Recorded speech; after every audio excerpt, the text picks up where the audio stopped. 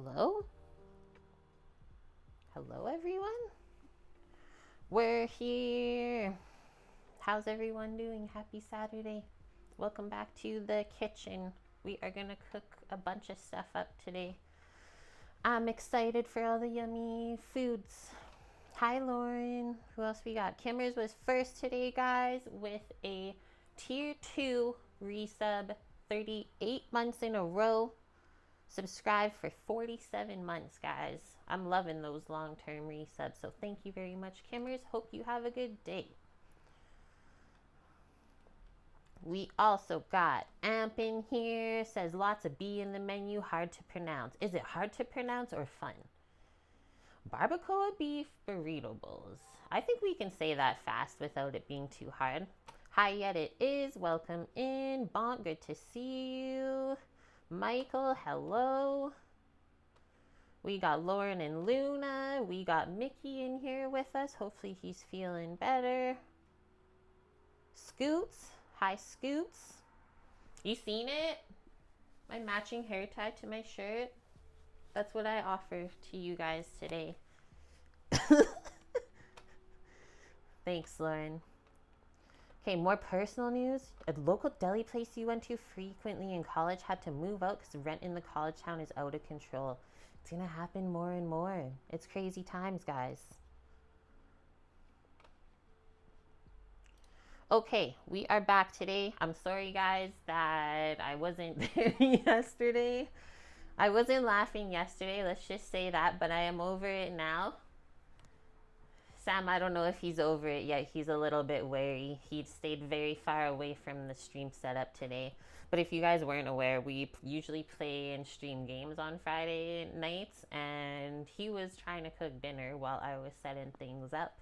And my face cam like disconnected itself, but I got it done. And he's like, I asked him, I was like, I don't know what's happening. He's like, well, I can't help right now, but I got it fixed and then started stream.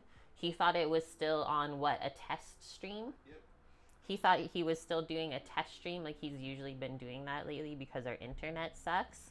So he clicked on the face camera as I was changing. And yeah, I got really upset because maybe someone saw my yitty. But that VOD's been deleted, so don't even go try to see it, you weirdos. There was some lessons learned yesterday. That's all I'm going to say. You're downstairs wasn't showing you upstairs. Yeah? That's okay. That's still my personal yitty. Guys can show theirs all the time. That shit is not the same. I was going to say, most people weren't paying attention, thank goodness. But still, that is like not a fun thing to deal with. You've almost been there. It's easy to do, right? So now he's like scared. It's okay. Okay. Let's get into our yummy foods for the day. We got a couple different desserts, kind of like healthy-ish because we're using up some of our sourdough starter today. It's time to feed Goldilocks again. Why does OBS make the button so big? Well, he was just making sure that the camera was working, so he clicked on the scene to check it, thinking that it was not working, right? It was working. I think the first words out of my mouth were, what the F? I like ran away and I'm just yelling that in the whole house. It was working. Let it be known. Okay. Sourdough has been fed. She's all happy. And then we also have some discard in the fridge to use up. But you can see she's like already bubbling up. I just fed her not long ago. So that's awesome. Got some yummy things back here. Oh. All the girlies would understand cooking beef once a month for themselves. So that's what's happening today. So much yummy beef though. That was on sale the other day. So we picked it up and froze it. And then I found this chipotle sauce today at the Walmart. Because I couldn't find just like the cans of chipotle and adobo. But I'm very excited to try this. Very excited. So those will be married together. And then one more very exciting thing. We had a package arrive this week. We're going to do dessert first and then the beef. I don't know. Because like the beef has to braise a bit. So I thought maybe we would get it prepped and braising on the stovetop in the braiser pan, and then start working on our desserts while it goes, because it'll probably take a couple hours to soften up and get yummy and tender. So maybe that's what will happen first, Amp. We'll do a little switcheroo. What's happening, Blondie? Hope you're having a good weekend, dude. You had a package arrive too. Yes, that also happened this week. Most people, maybe everyone except Mish, and I'm not sure about cookies, received their boxes. So hope you guys are enjoying all of your yummy snackies. Feel free to share any of your favorite things that you got to dabble in so far. May you send a package of goodies, Blondie says. Sam. He says, I don't know. Well, I'm going to say hell yeah, dude. Of course. I love receiving packages. You know, I'll open it on stream too if you want me to. Coffee Crisp is the shiznit, Bonk. That's one of my favorite chocolate bars, so I'm glad you love it. I always forget about it. For like one of the cheap chocolate bars, it's definitely one of the better ones. Mish probably mistook it for feta. You love the pecan shortbread, Lauren. My fave too. Okay, guys, the exciting one, our last bit goal that we had. And then Samo ordered it for us, and then I washed it up this morning because it was kind of dusty. Oh, I have it upside down. Dun, dun, dun, dun. It's kind of one mark of wet on it, but holy shnikey. Our griddle arrived. Look at the back. I didn't even take the tag off yet just to show you guys. I really like the red color, how it's like kind of darker on the bottom, so that color won't fade as you cook with it over time. So now we have to, I was saying to Sam, maybe we'll do a poll today and think about some breakfast items to cook next Sunday on stream with this. We'll try it out. Whether it's bacon and eggs, pancakes. I mean, there's all sorts of different things we can do, right? Hi, White Dove. Good to see you. Yeah, you got your box this week. Indoctrinated, you have a chocolate bar called Toffee Crisp in the UK. It's one of your faves, but you want to try Coffee Crisp now. We should make a trade. That would be fun. Ooh, yum. Breakfast steak, a little steak and egg. We were talking about, like, also this summer stone face killer is like taking it out camping and doing a bunch of grill ups wherever we are. McGriddles. Ooh, I like that one. That's a fun one. I've never done those. That's what it's called. What? McGriddle. It's That's not. It doesn't have a Mick in front. We're gonna name it. Oh, he says, I guess he's naming the pan right now McGriddle. You weirdo. Like, doesn't say anything the whole stream and comes in with that. I thought it's a thing you use to hold paint in while you're painting a room. The pan? What the heck? Do a snack wrap?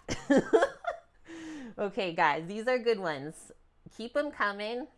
And then later, once we get started, we'll do a poll. In this cup, raspberry leaf tea. Very delicious. Quick drive. Back in a bit. Okay, sounds good, Bobber. I think there's going to be feta actually in our barbacoa bowl today. So I'm excited for that. Maybe Mish will pop by.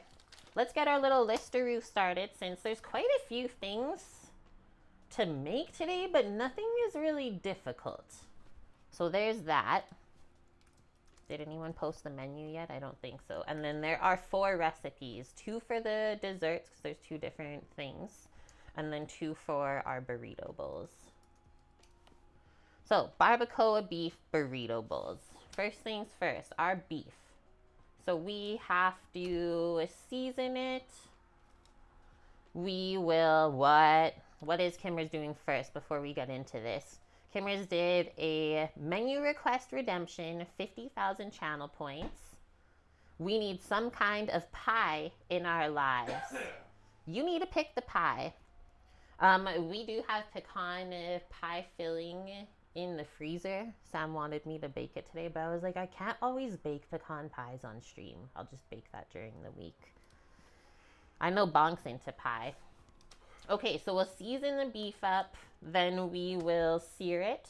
These are like your basic steps if you're gonna braise something, which means cooking something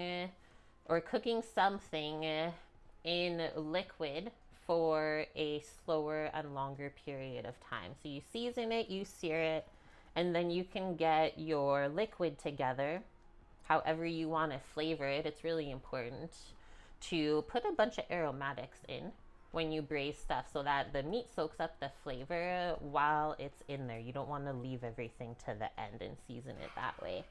And then we'll braise, I think, at least 2 hours on this stovetop, but this does look really nice and fatty. The chuck, so it might braise a little bit quicker, be a bit more forgiving, not as tough. I'm so excited to try this. I've been like salivating. Ooh, shepherd's pie, yummo. I just made that the other week for my clients. Big old pan. Or maybe it was this week, actually. It was this week. Made some kielbasa and sweet corn soup today. That sounds good too. Okay, that's the beef. Really easy. One of the recipes is linked there from Recipe Tin Eats just for the barbacoa itself. And then the other recipe has all the other components that we need to compose your burrito bowl. And honestly, if you just bought tortillas, you can turn it into a burrito with everything that we have today. But I guess we're being a little bit healthier, aren't we? You don't see a griddle like mine with the sides being different. So this is Le Creuset, and we were actually commenting on like this part where it's flat and kind of switches to the grill. It's actually raised above like the drip tray that's around. So you're not going to just be cooking everything like in the dirty grease that's coming off of the other side. It's raised up, which I think is really important. I'm excited to see how it cooks. I mean, definitely a bit more work maybe than setting up like an electric griddle. I don't know, right?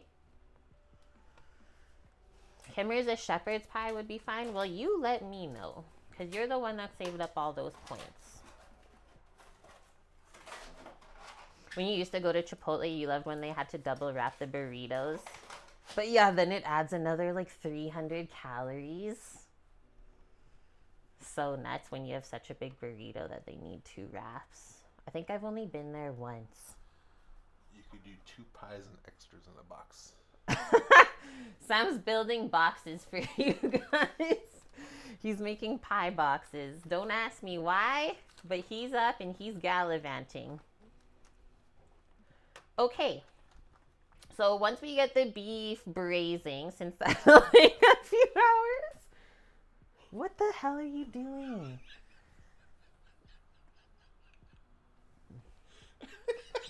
I'm gonna end stream now. Like, he's literally not getting any lunch. He thinks he's funny, but I'm not laughing. Okay, so sourdough granola.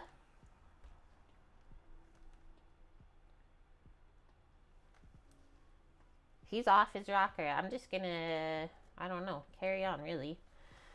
Sourdough granola, that should be easy. The recipe, he doesn't even have one. That's the other one amp, isn't it? I think the only thing that is different with sourdough granola is you put a little bit of your sourdough starter in it. Yummo. A little bit of fermented stuff in there. Should be nice and healthy. And then I thought we'll do, because it's like fruit and nuts or seeds, whatever you want for the granola. What do I have in the pantry? I had pecans, almonds, dried cranberries, dates. I think that was a good combo. Oh, and coconut it has in it, which I really love. So that's what I'm going to choose, but she gives lots of other options too. She even used pistachios. Pistachio cranberry granola. That would be expensive, but delicious. So that, I mean, other than the starter, right? That means the granola will not be gluten-free. Otherwise, without the starter, it is. So just be aware of that if you're serving it to other people. And there's lots of really good reviews on it too. So how long does this bake for? Usually around like 30 minutes? Yeah.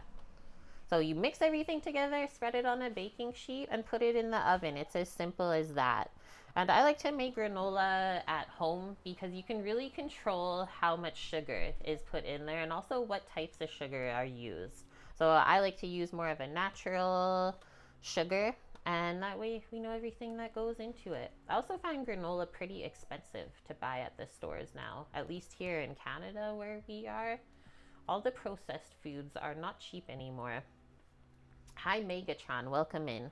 Okay, and then our Blondie bars, if anyone clicked on the recipe, think of like a chocolate chip cookie, but in the form of a bar, is what this recipe reminds me of. So butter, brown sugar, sourdough, there's chocolate chips in it. And then think of the texture of a brownie, but with no cocoa in it. So we're just doing chocolate chips instead of cocoa. So that's why it's called a Blondie.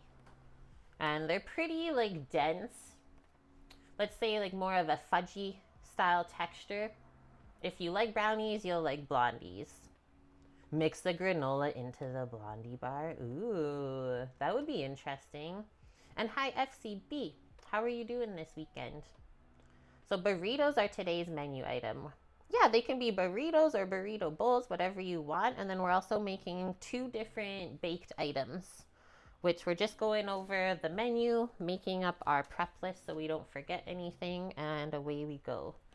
So we'll do the bars after the granola. Hopefully those both bake at the same temp. The granola was 350 Fahrenheit. I think I forgot to say that, for 30 minutes. And then scrolling down to the bars, probably around the same time. This is such a long recipe. You're doing great, FCB. Good. I'm glad to hear it.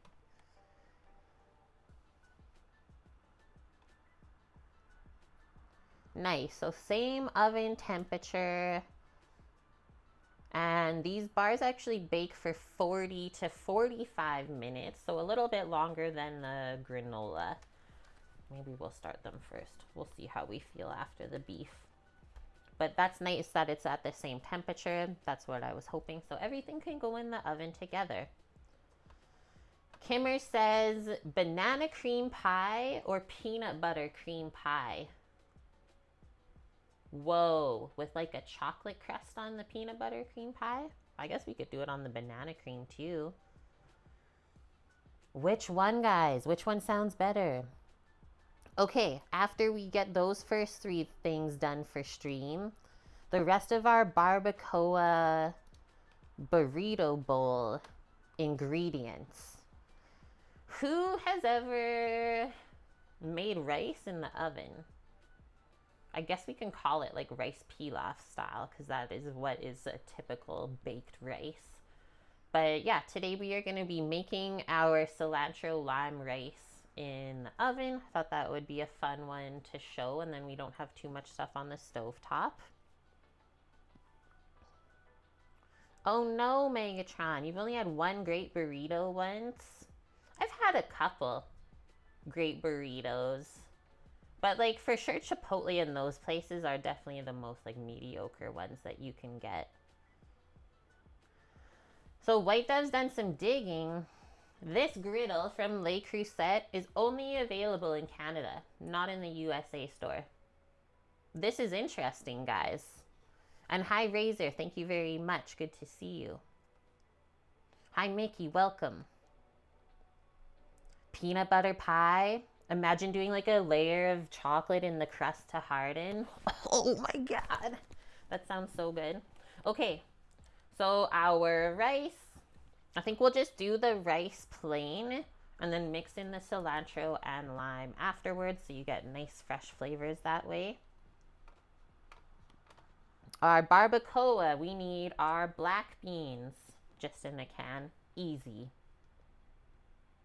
A lot of these ingredients are similar to what was in the chicken tortilla soup last week. I guess I'm on a Mexican adventure, let's say. And then our corn, which is just in the freezer. Do you want those items heated up, Sam? Or you want them just like on the side? It's fine. The beans and the corn. Like sometimes I just put them in the oven for a few moments. The corn heated up? Okay, I'll show you guys that then for heating up the beans and the corn for the burrito bowl. But like in the summer, you could totally not heat it up, right? To have more of a cooler thing to eat. And then they did just plain tomatoes diced, which could be yummy. You could also make your own pico de gallo, whatever you feel. I think we will just do some tomatoes because they look really good right now. We got a lot of extra ones. So we'll chop some of those up. I also have a little bit of salsa in a jar to put on your burrito bowl because they always have like a bunch of different sauces that you can pick too. Right? Nothing gets better on cold days than warm, spicy food. It's actually pretty warm here right now. We're back in the plus temperatures in Canada. Weird. Considering we were at like minus 20 earlier this week. Okay. Our tomatoes. We also picked up a couple avocados this morning that were really nice and ripe. So I'm excited for that. And then we'll do our sour cream. I'm going to do some feta cheese on this today. Usually I like something melty, kind of like a cheddar or something, but we don't have any, and we got a bunch of cheeses to use up, so feta cheese is yummy. It'll be kind of similar to like queso or cotija if you are at a legit Mexican spot. And then lastly, just some cilantro chopped up and some lime to squeeze over top. Yummo. That sounds good, guys. So like I said, a bunch of things, but nothing is really like hard. Just a bunch of prep, really. Above freezing temperatures is weird. This shit ain't normal, man. But it's the new normal, let's say. All good, Mickey. Okay, let's switch this up. We'll get the beef opened up onto a plate, and then we'll season it, and then we'll get over there and start searing it up. Getting it braising. 27°C by Thursday, and it was 3 Celsius this morning. That is crazy. That's like summertime temperatures for here.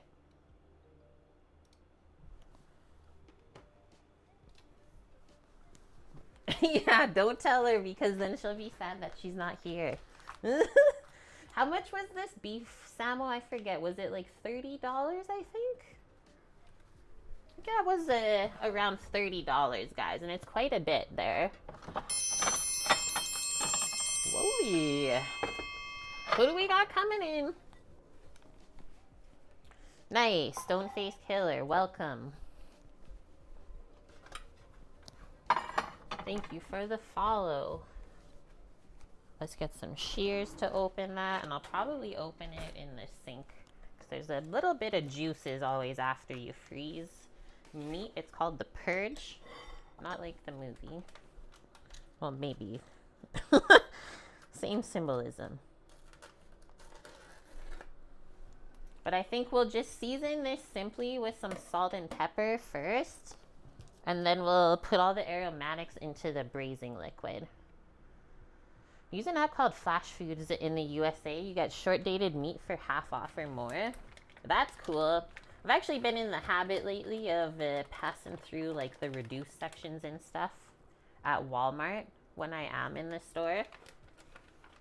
And we have scored some actually great things, like packs of stewing meat for like $12 to $15. Makes a lot of food for not a lot of money. You're off to the pub tomorrow? No cooking this weekend, Mickey? Do you know if they have any specials going on? Okay, guys, so these are tied, first off. And then I am going to be braising them in my cast iron, but I think we're going to slice them in half because it's quite thick if you see the size of the roast. So I'll take the string off, slice those in half, then we have more surface area to season and sear as well for the flavor.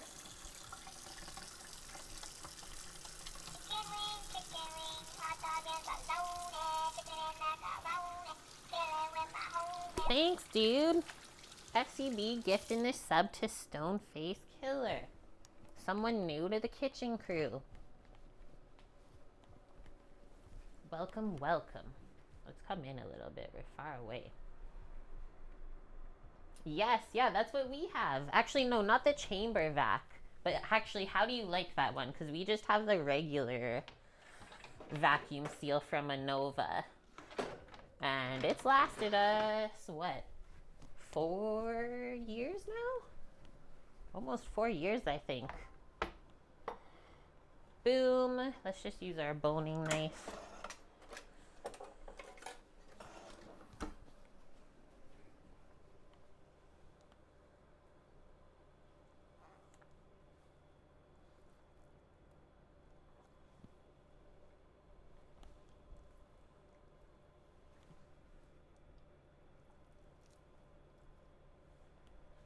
You can see there's a little bit of connective tissue on here.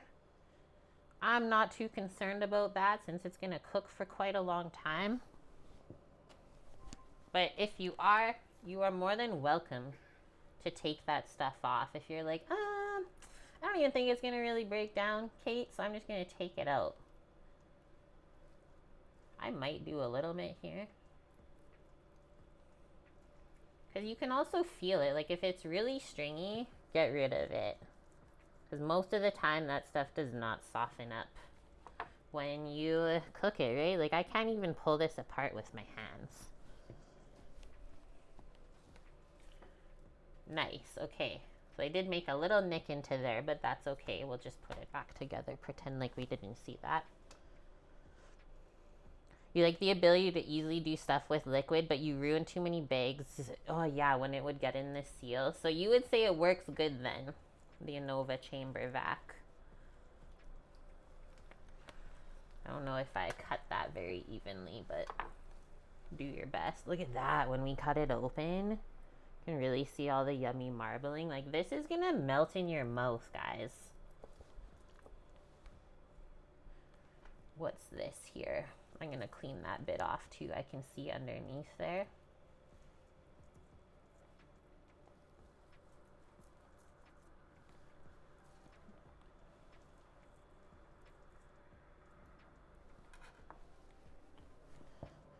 Flat soup. What's flat soup? Oh yeah. When you vacuum seal stuff, you always try to freeze it flat because it saves so much space. And then you just have like stacks of, it's almost like having books in the freezer to pick from. It's funny. Flat soup. If you didn't know, now you know that way. Okay, look at that now. So now we'll season the one side with some salt and pepper first, and then when it goes into the pan to sear, we'll get the other side. Samo. This beef, phenomenal looking.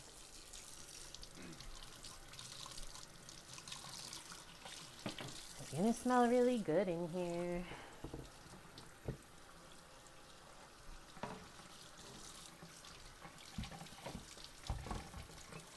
Wash the handles.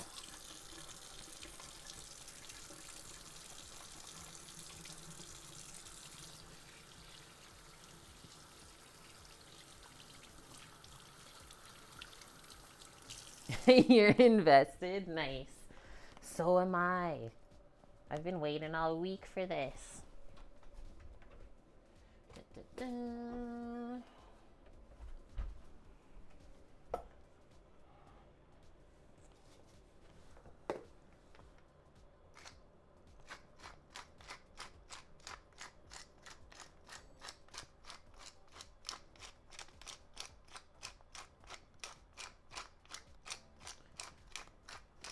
Tomorrow on stream, guys, we're not cooking.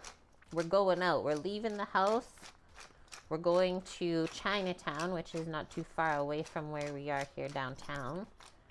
and going to the Lunar New Year parade and celebration. I thought that would be a really fun stream to do, and it's really nice outside right now. So we're gonna learn a little bit of stuff tomorrow. Oh, nice. This is a dish that you've always wanted to make but never have. I mean, I do it my own way. I know everyone does things whatever way they want, right? But had a lot of success in doing it this way.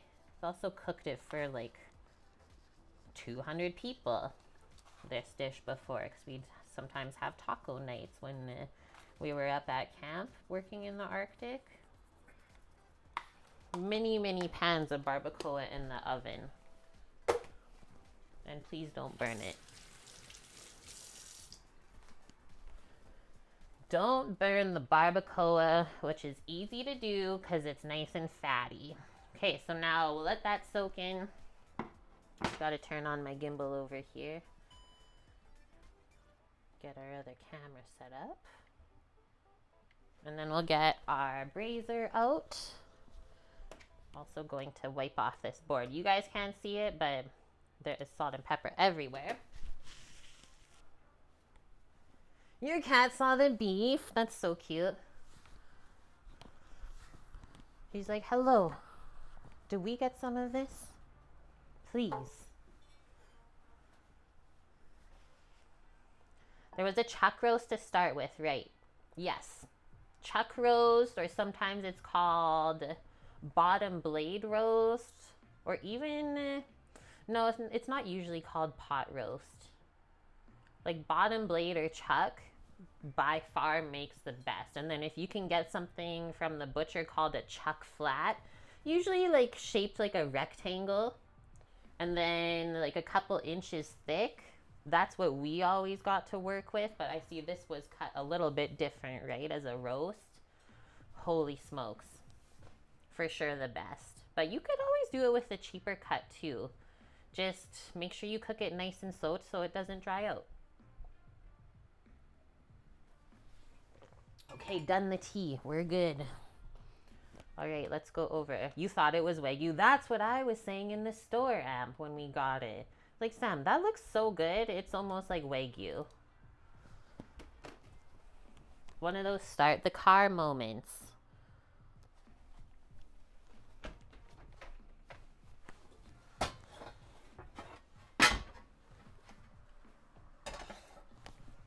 Move that over for now.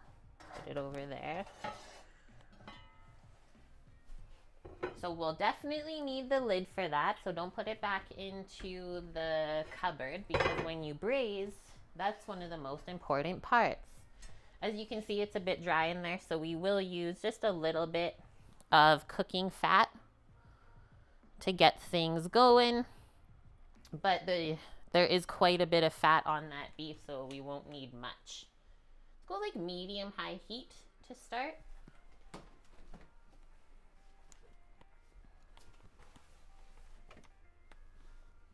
And then be aware that you're probably going to destroy your stovetop. So just accept that that is what's going to happen to you. I'm choosing which cooking fat I want right now. I can't decide. Perfect. Yeah, if you go to the butcher and ask for chuck flat, plus you'll even make the butcher happy. If you know what chuck flat is, the butcher will respect you more. I bet.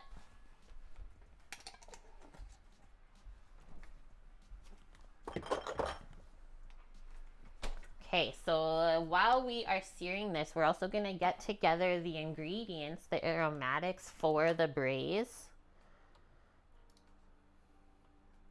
She calls it barbacoa sauce or barbacoa braise, whatever you want. Chipotle's in adobo, or I just found a chipotle sauce, something similar.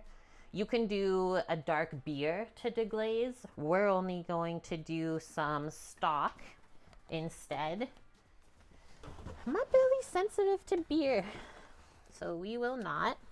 But I have always, or usually, homemade bone broth to pick from, but by all means, and I'll probably still throw a little bit in, you can always use something like this. A beef bouillon, just for a little extra oomph. Okay, she puts a little bit of vinegar in there. I'm intrigued.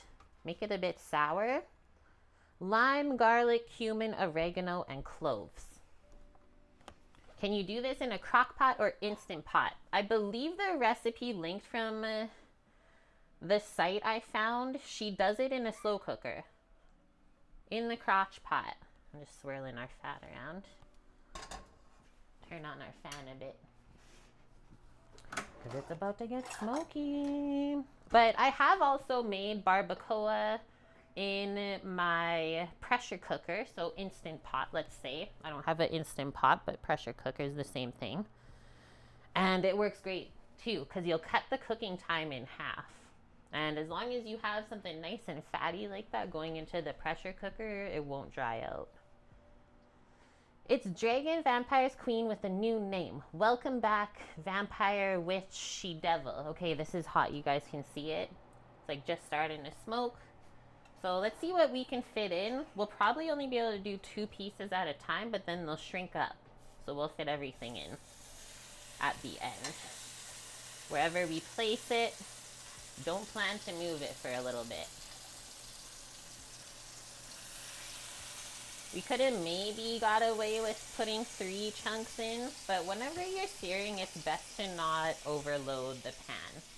So now we'll let those cook until it's nice and brown on the one side and turn them over.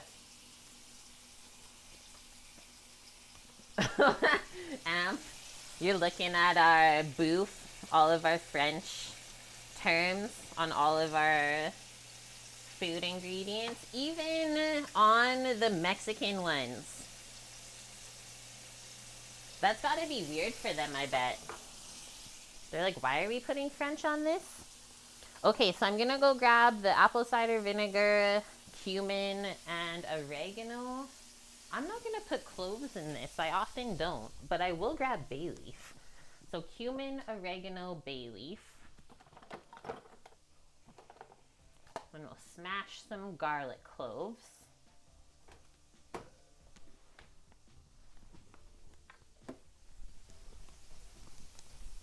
If it's Mexican oregano, you get bonus points. That's smelling good over here already. Nice! That's so awesome, Razor. If you are able to have a good relationship with your butcher, you will live a good life.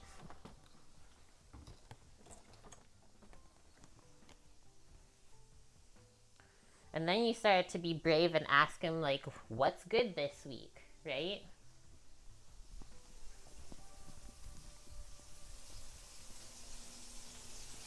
Okay, let's do a little peek. I'm gonna just flip it around a little bit, because closer to the outside of the pan doesn't sear as good. And that one is not really yet. I'm gonna do a rotation as well, just because my stove top is uneven. So let those keep going.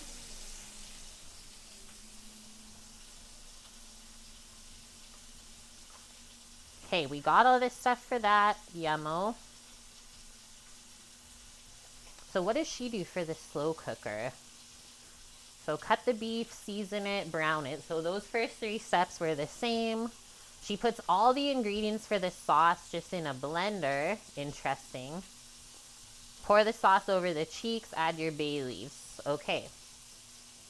That's it. So she says 8 hours on low. She used beef cheeks. So that's another one, Razor, that you could potentially ask for. Might be a bit expensive, but very unctuous, is beef cheeks. Sorted Food has a video a few days ago about whether bay leaf makes a difference in your food. It was a response to a lot of comments saying they can't taste it in their food. I mean, when you only use one, that's not that much. So I think most people maybe don't use enough to be able to taste it. But then I'll also say, fresh bay leaf off of the bush tastes so much different than a dried bay leaf. Like, the flavor is compounded so much. So it wasn't really until I started to get my hands on fresh bay leaf that I really appreciated the flavor of it.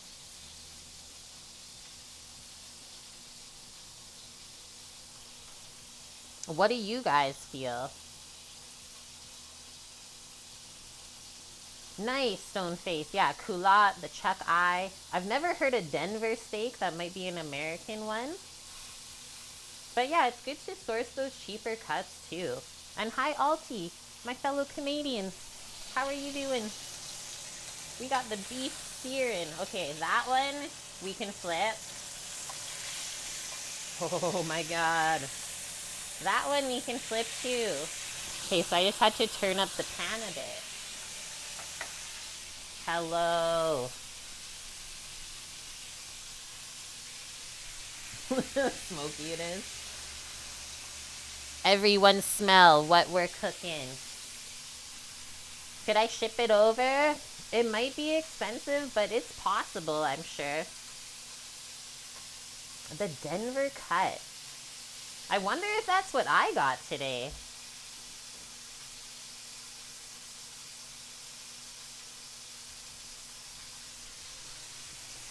I think most people's palates are not refined enough to notice the bay leaf. But if you use it frequently, you'd probably be able to tell.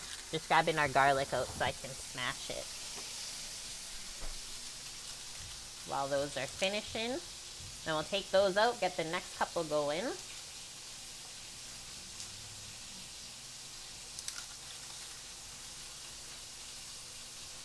Alti, we found these chunks of chuck at Costco that like called me in. I had to have it. I didn't even have plans to buy it, but I was like, I need this in my life. Okay, I got 5 big garlic clovers.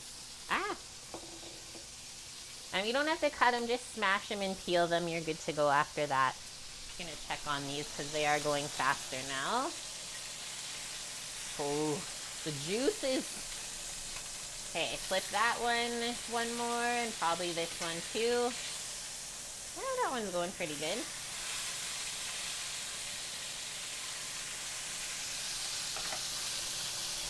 Switch it back around.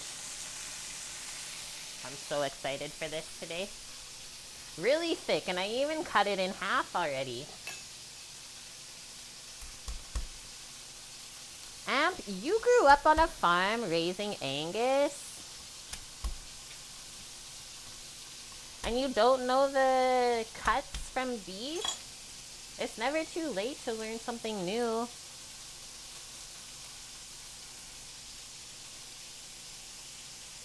Yeah, the only time I had fresh bay leaves was when I worked at a restaurant that had a garden and they had a really big bay leaf bush that we could pick off of. I've never seen them fresh anywhere otherwise. Okay, that's good to come out. Nice and brown. Put one in now.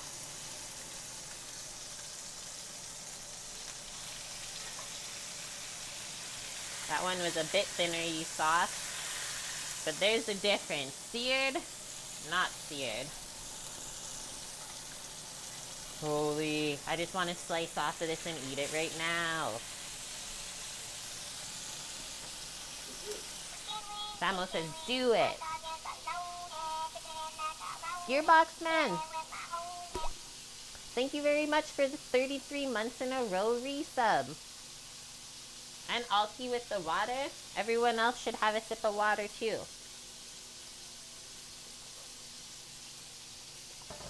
Yeah, we actually have started. Thanks for mentioning that. Doing some different style vlogs on our YouTube channel. So make sure you're subscribed to that. The last one I did was when we were shopping in my favorite Italian market that's local here downtown, just before New Year's. So from 2024, but still shows like all of the things that we have access to there. One of my faves.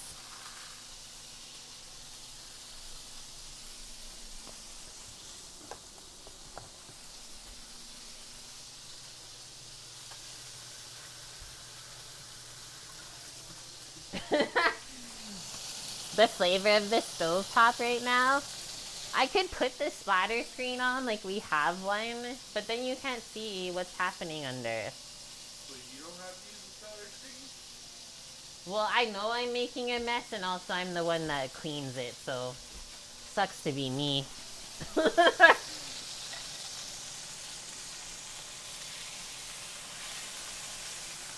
A quick peek. Okay, we got our garlics done here. You just had lunch and you're drooling. Searing is the best, but also the worst. Because, yeah, prepare to destroy your entire stove.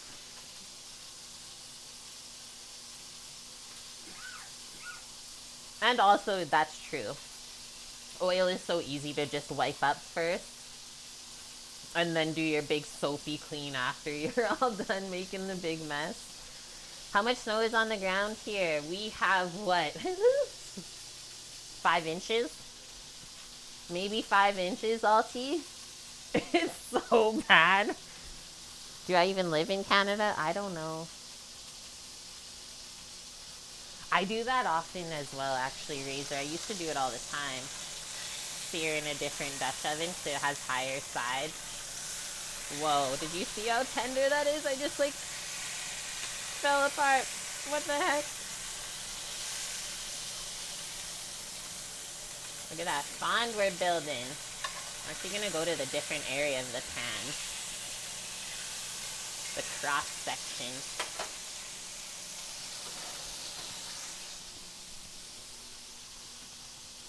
Calgary is barren of snow. Guys, it's so bad. I'm like, I gotta go more north. The Arctic's calling me again.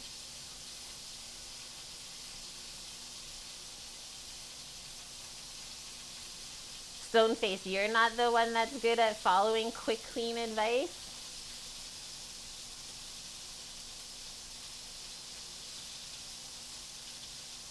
Alti says, Sammy, I need to pick your brain on the Tesla. I was looking at one. Are they good on insurance, and how are they in the winters? That's funny. I was getting asked about the car this week, too, from my clients. I guess they just sold one of their vehicles, so they're down to one. I was like, you guys seriously need to get one. The yay was for the tenderness of the meat, not the snow. Oh, it's all good. It's all good. I didn't even assume it was for the other part. Look at that now. Woohoo! Oh, yeah. Yeah, I don't think that's gonna take too long to braise.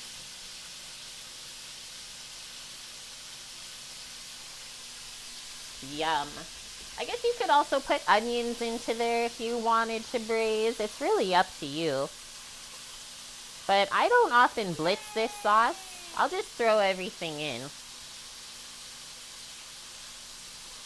And then top it up with just enough liquid, about halfway. And then as it cooks, it will reduce a bit. That's good enough for me. We don't have to dirty anything else. Thank you very much for the 100 bits. That's going to our new goal, a pasta extruder to play around with. So I've made lots of different cut style noodles and like handmade different noodles like cavatelli, but I do not have a pasta extruder. Alti. Yeah, good luck at Costco. That place on the weekend in the afternoon, terrifying. Okay, I'm gonna start turning that down. There is so much fat everywhere.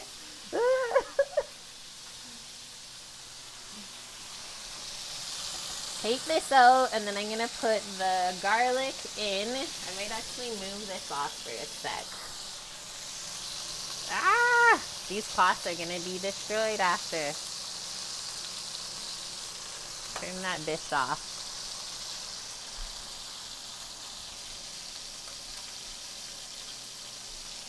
Now you can really see the destruction.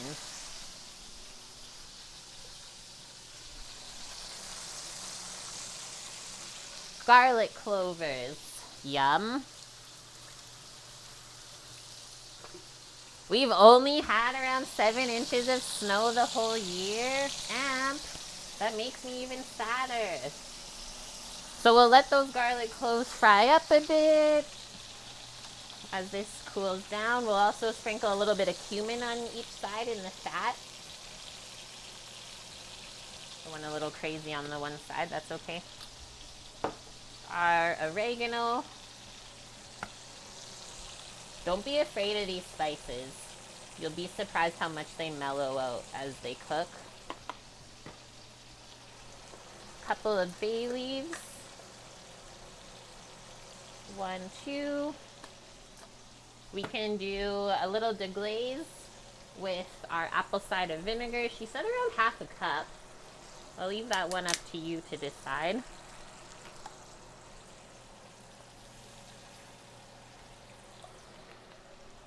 That'll mostly just help break down the meat and cut through some of the fat too. It smells crazy when you deglaze with vinegar.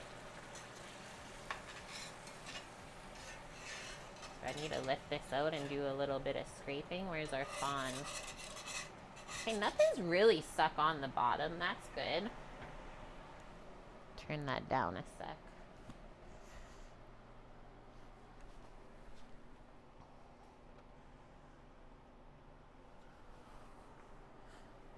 Yeah, that's a crazy difference, Amp. Okay, next one. We won't do the stock and stuff just yet. Let's open up this chipotle sauce. This is new for me, but I'm really excited to see what it is. Okay, so it's just like chipotles in adobo that's been blended is what I'm looking at. That's how I feel. We can always give it a little taste.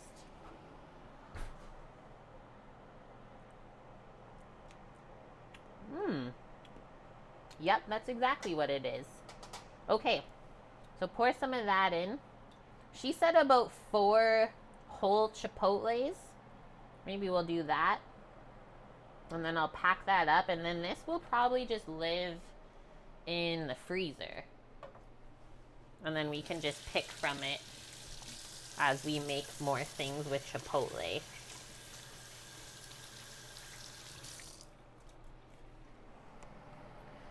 Yeah, the snowy season's not over yet. That's very true. Okay, next up, our very gelatinous bone broth with a bit of fat in there. This was from chickens, which is why we'll add a bit of beef bouillon to this, just for a bit of extra beefy flavor.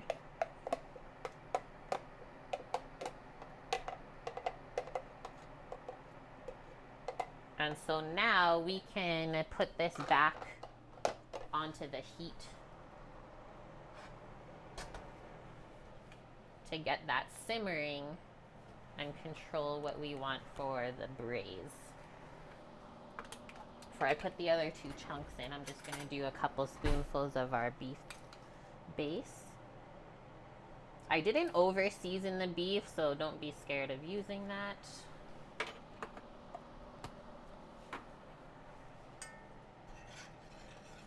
Mix it up while you're waiting for it to heat up. So that kind of changed how it looks. Nice depth of color now.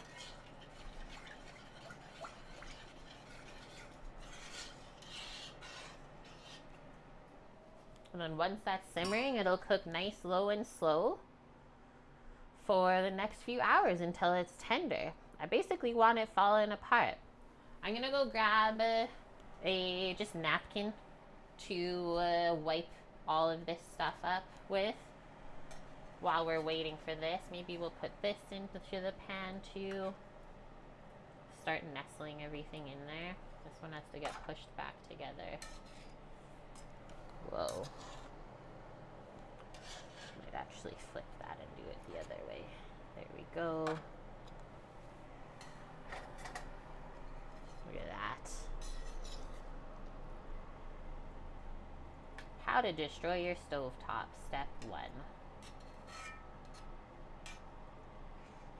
That's a good amount of braise in there.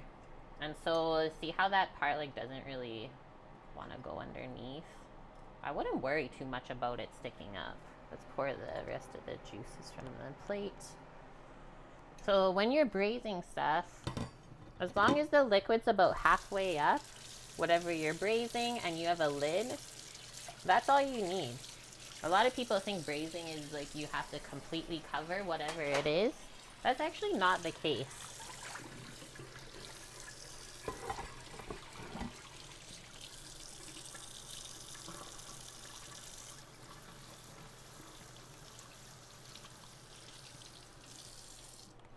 Yeah, watching the videos, guys, of the places in the States that got snow this week. Crazy. Okay, and actually, guys, because I think we might have to do more cooking on this side, I will be moving the braising pan over to this side. Clear the area. Make room for more stuff. But while this is coming up, I'm gonna do a cleaning. So first hard part of the stream is complete. Was that even hard though? I don't think that counts. It was just messy, really.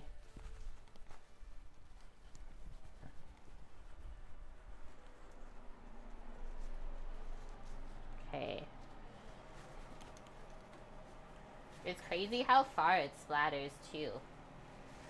Even the whole front of the stove is just destroyed.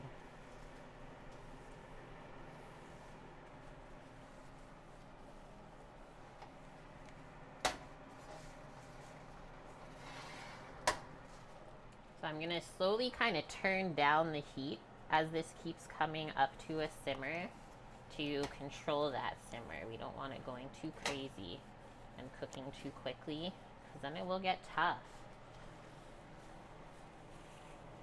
You can also do this in the oven. Just the reason I'm not is because we're doing some baking items today as well.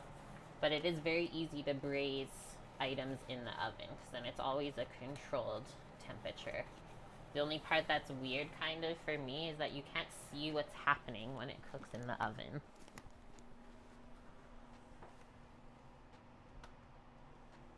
The wipe I'm using, it's literally a napkin from takeout. So I try not to use paper towels in the house.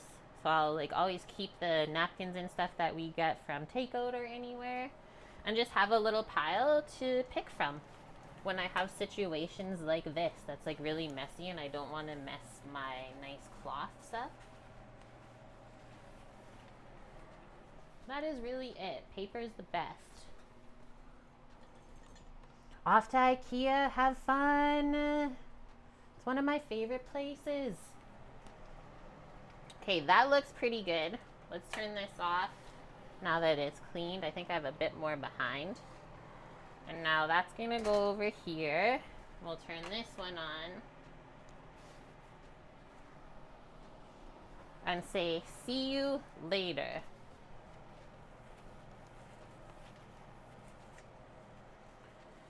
Just paper.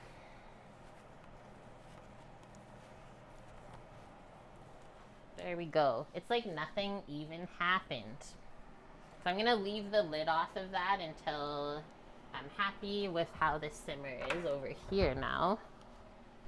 Guys, I think it's baking time. Basically, yeah. Get a Costco container of takeout napkins. Hey, I like that idea. Yeah. Okay, also I'm gonna wash my hands because they got a bit greasy before I touch my pen and stuff.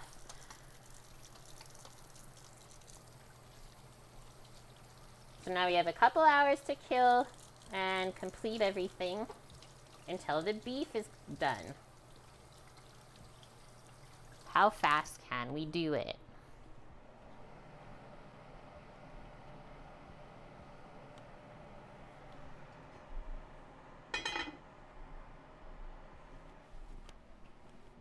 So beef, season, sear, liquid, braise. We'll check it in an hour or two.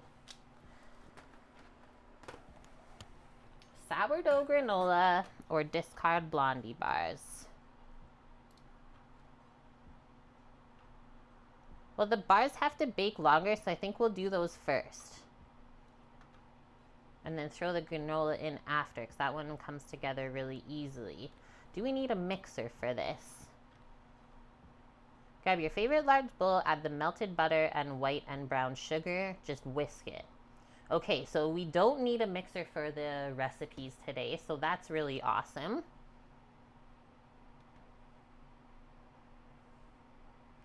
Looks like the key to getting the grease off is right as it happens. Yeah. I mean, I've worked in restaurants for like a solid consecutive at least 10 years, maybe even longer. So you really get to know how things should be cleaned, especially grease. You don't want it sitting around because when it hardens, man, it's so hard to clean. Okay, our Blondie bars. Sourdough Blondies. Rich and chewy cookie bar packed with chocolate chips. Servings 12. She does 9 by 13 inch baking pan. Grab what we're using today.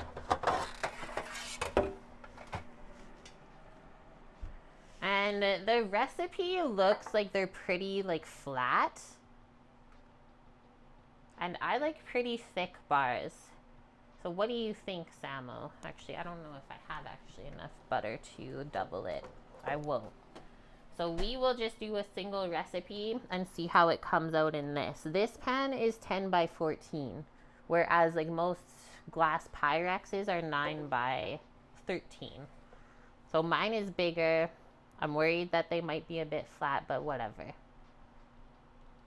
It's only for me.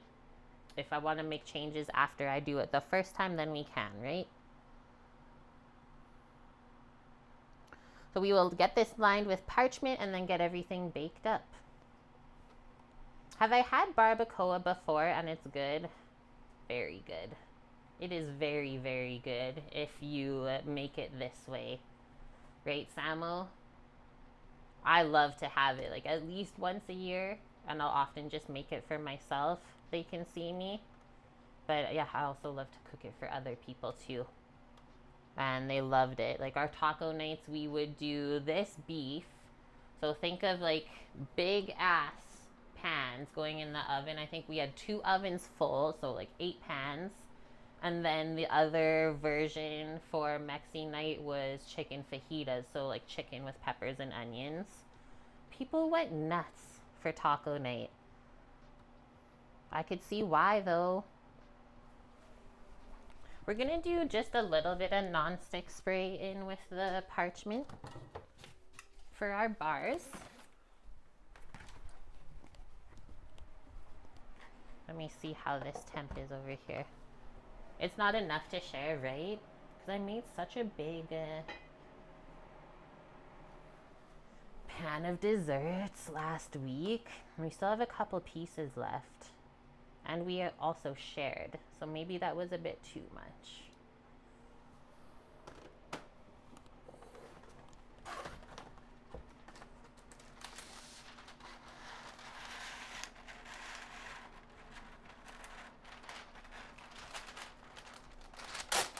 Also, isn't the option for barbacoa from like a burrito place? You have to pay extra for that usually if you want beef. So that's why I just make it at home. Just make a big batch. You can freeze it once it's cooked, and then you're good to go. Do the hard work once and benefit from it multiple times.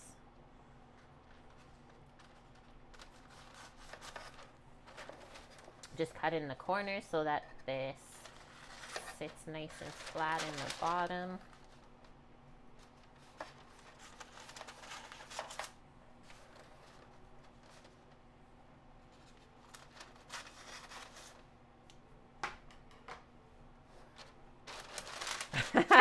That was your experience last week? Yeah, last week we did a version of like what I would say banana bread. They were called flourless banana chocolate peanut butter bars. Really delicious. Watchmaking, am I using Chuck? I am today. That's what I would suggest is the best option. In the recipe I linked, she uses beef cheeks. So you could use that as well. Just put this to the side. Now we'll get a couple bowls. I think we just need one for now. One mixing bowl. Cheek is traditional. Oh, see, we haven't done any like reading up on the origin of barbacoa. Sometimes we do that on stream. But if the beef cheek is traditional, I like that.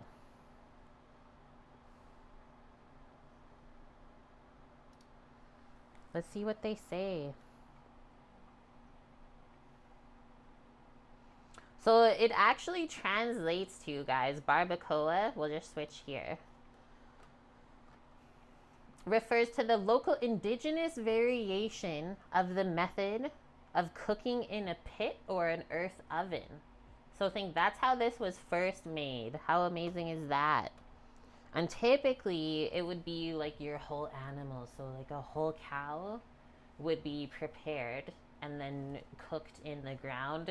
Usually it takes an entire day. We could appreciate that. Has anyone ever experienced that? Something similar maybe would be like the Hawaiian luau with the whole roasted pigs. Okay, what else can I find here? The meat's known for its higher fat content and strong flavor.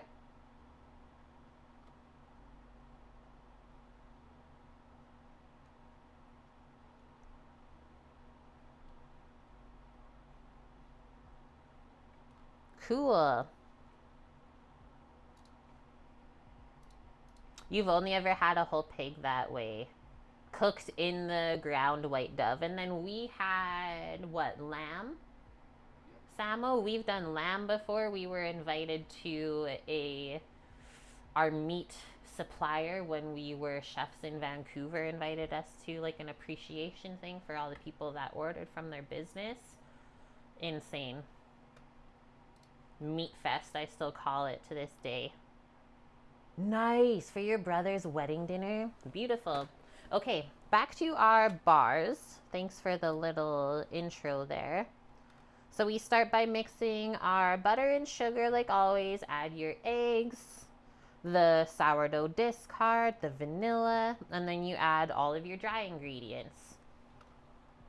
Love recipes like that. So we're just gonna do a single batch. We need 1 cup of butter melted, and then white and brown sugar.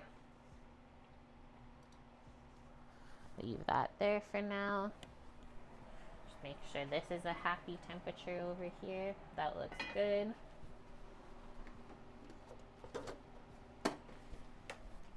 How much eggs? We need 2 eggs and 1 yolk. Interesting.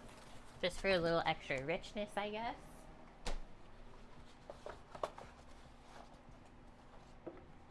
Put those beside so they don't roll off the board.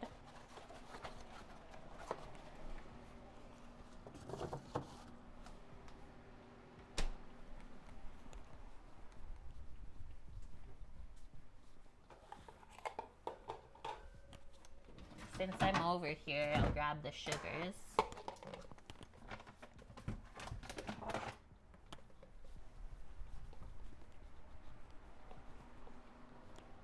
Stack them up. Okay, so unsalted butter.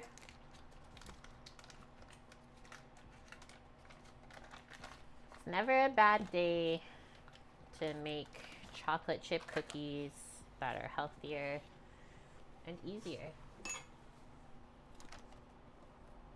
We don't have to ball and roll all the cookies and then chill them. Get right into the bars.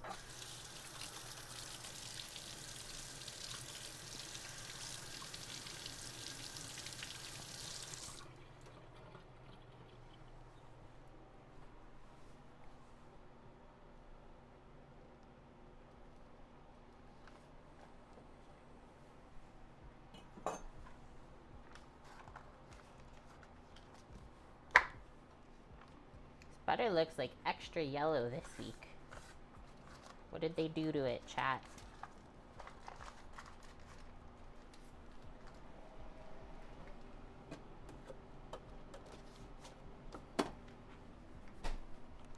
Let's get it melted. You can do 30-second increments.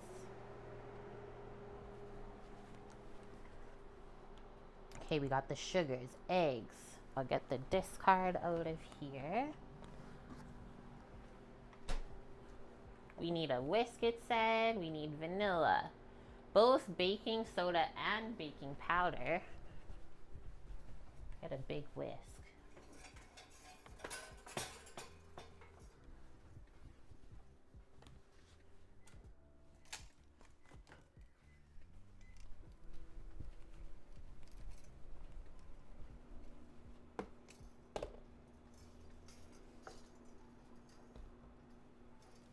Let's see how this is. Not melted yet. Do it again. Okay, flour. Oh, there's even cornstarch in here, so don't forget that. And then the chocolate chips. Those are my last three.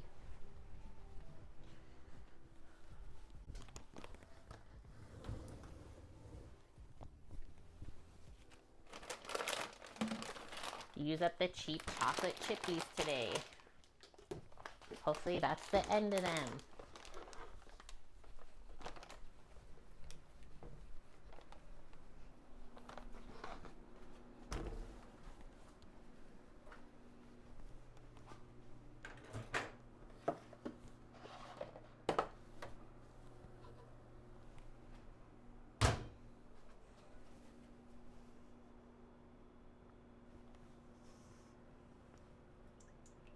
It's been melted. Let's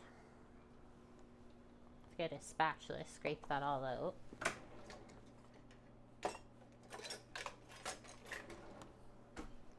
And then I guess we should also turn on the oven to start heating up, since this is gonna mix up pretty quickly.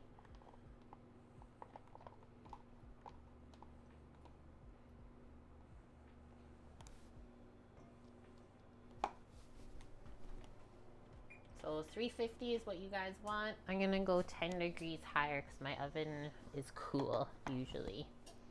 My oven bakes cool. 1 cup each of the sugars as well. 1 cup of butter, 1 cup of each of the sugars.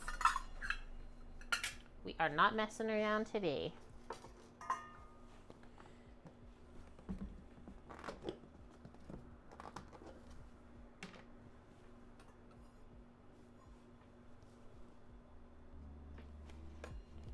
I did want to do the white sugar first, actually, because then it doesn't get all messed up from the brown sugar.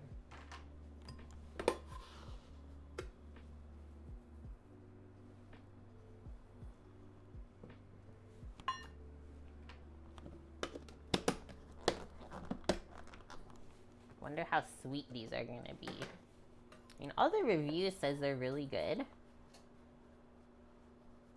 So I think they're nice and balanced. Also, this website I really like, Farmhouse on Boone, for sourdough recipes.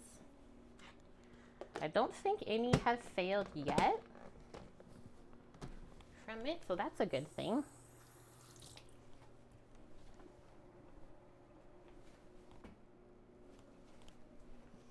Okay, wipe that off, and then we'll whisk this together. Next up's the eggs.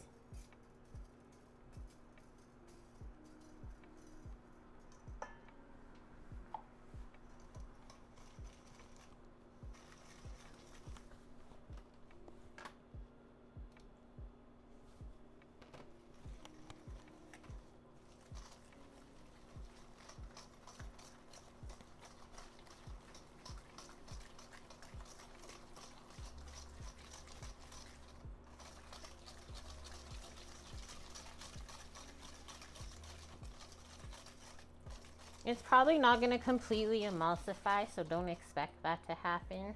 Just get it into one mixture like that. Okay, so 2 whole eggs, And then we need 1 yolk. Crack that for the yolk.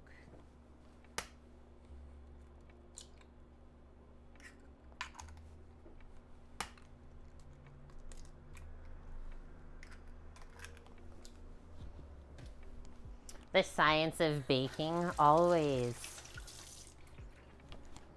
It's like a love-hate, isn't it?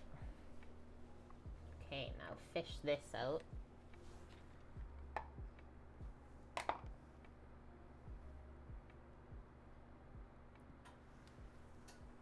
Goodbye. If there was more than 1 white, I would usually save that, but it's only 1 egg white.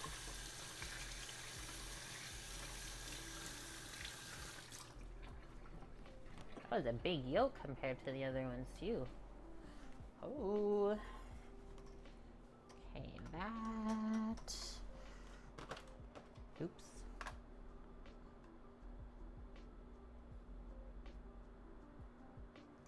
We'll mix these in, and then it's the discard next. The sourdough stuff.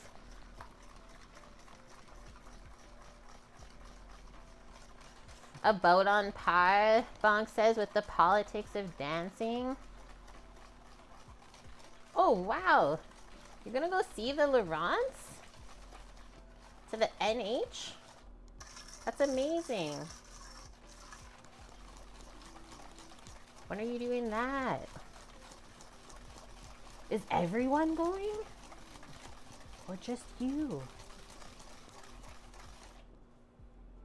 Look at that now. That really changed after adding the egg. It smoothed it out, emulsified it. So this is our discard.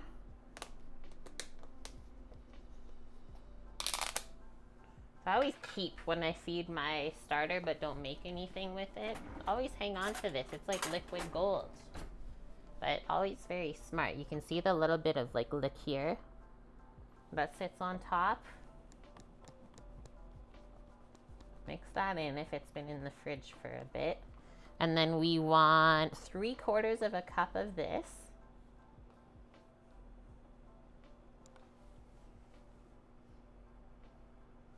Yeah, I'll use this measurement. I'll use that. Your dad and stepmother are there? What a funny coincidence. Love when that happens. Okay, 3/4 of a cup of that, and then we can just leave this out because we need it for the granola next.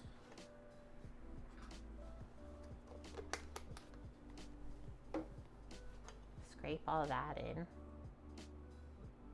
This was kind of cold, so we'll see how much it hardens the butter up. New Hampshire is devastatingly beautiful everywhere, Faded. Really? I mean, all this stuff that I see Lauren experiences, yeah, I can agree with that.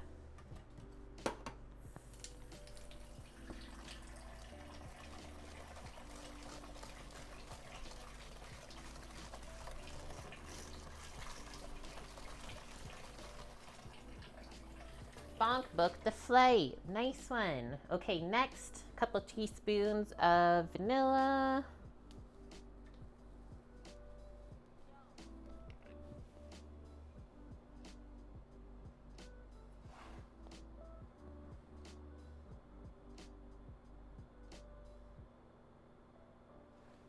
Stop there. Because there's not that much other flavor, right, in chocolate chip cookies and stuff like that. So if you don't put the vanilla, it might be missing something. Okay, after this, what do they say? Just add everything else.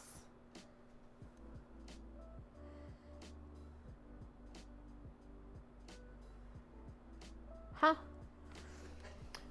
Did you see my face? Measure your flour, then add the baking soda, baking powder, salt, and cornstarch to the measuring cup of flour. And then mix those together before you add them. I thought we were like pre-starching before we measure the flour or something.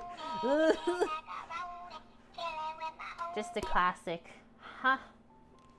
Hi, Mom. Thanks for the resub. I'm doing good. How are you? 58 months in a row, people. Ah! I clicked the wrong button. I'm running out of room. My whole like desk area is bunged up with my notebook, and then I got no room on the cut-in board. The stream's starting soon. Get ready. Okay, back to this. So don't worry about the cornstarch part. I'm gonna just do what I usually do, which is measure all the dry stuff in there and mix it. Just had to read through and give it a real quick. And also, yeah, that's hot. I could hear simmering behind me. That was a bit aggressive. So that pan finally came up. I'm gonna turn it down now. Just be aware when you have cast iron that the lid gets really hot too. It's known. So we need 3 cups of flour. Should we mix in our vanilla first? It feels wrong not to. We're following the steps.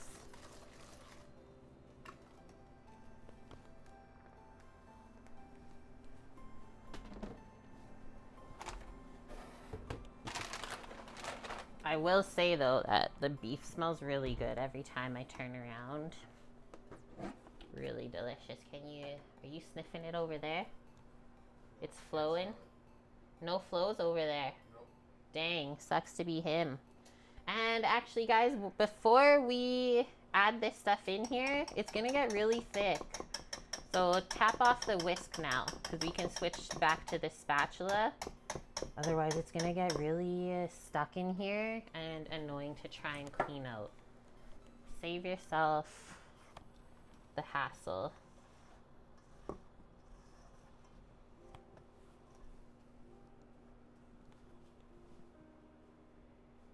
What am I making? We're doing discard blondies. So think chocolate chip cookies in the form of a bar with a bit of sourdough discard in.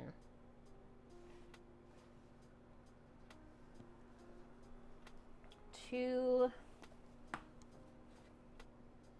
And then 3. Just all-purpose flour.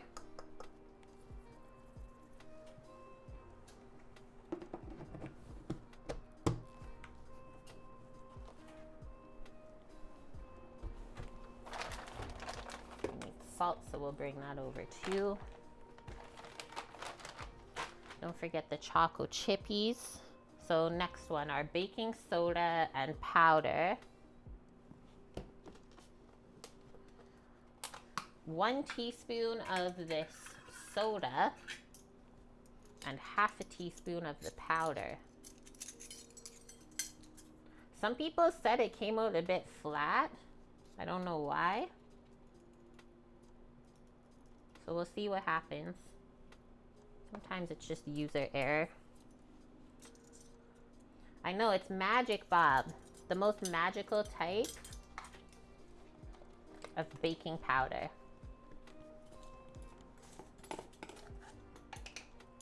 Do you guys have this brand in the States, or this is just a Canadian thing, I feel?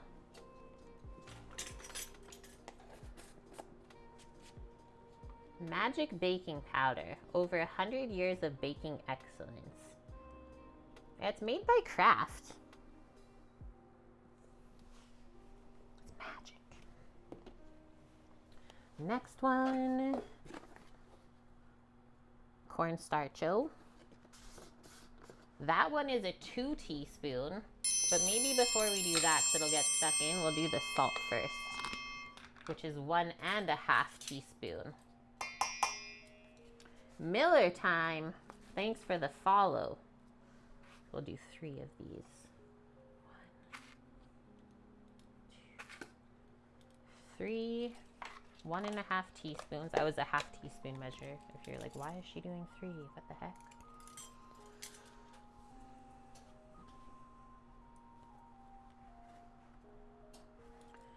Two teaspoons of cornstarch. Gotta tap it out, otherwise it sticks in there.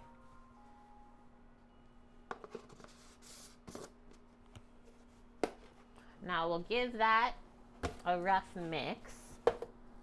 How much choco chippies we need? 1.5 cups. Okay, I'll go grab a container. This looks like around enough. Don't worry, there's more chocolate to be had.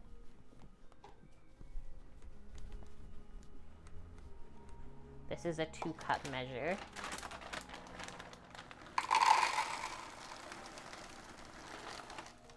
We're just gonna use it all because I've been trying to use up this bag of Chip Bits. I think more like 1 3/4 cups of chocolate chips because yeah, we measure it here with our hearts. That's the cheap chocolate. Okay.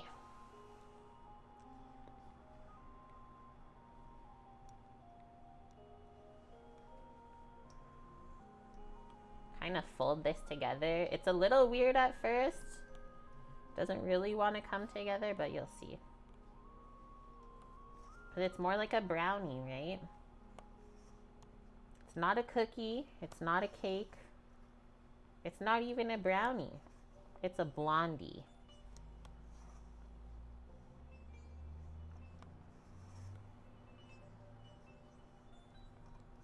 See how it's slowly coming together?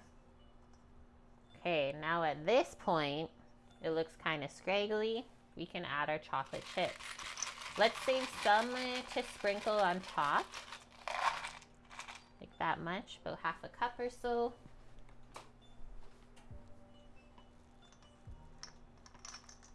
But now we can finish mixing this in the rest of the way and it won't get over mixed.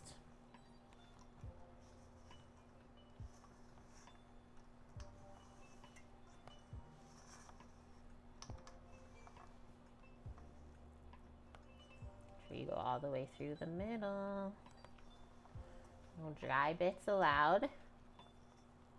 See? Surprise there.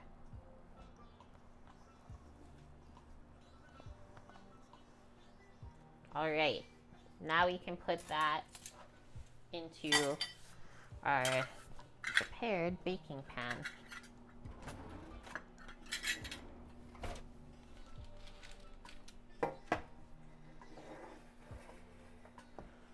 You can get the Magic brand, but it only ships from Canada. And then we also learned the griddle pan that I got from Le Creuset from you guys doing the Bits Goal. That's not in the States either.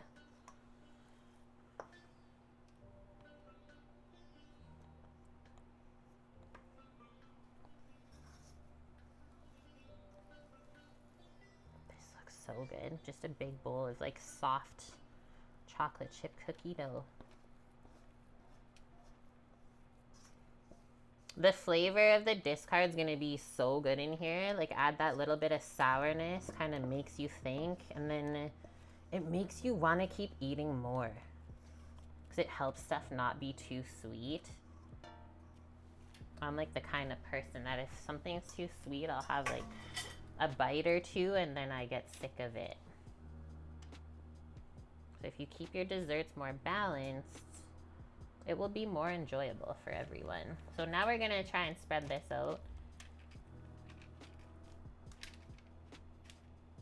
Do your best all the way to the edges.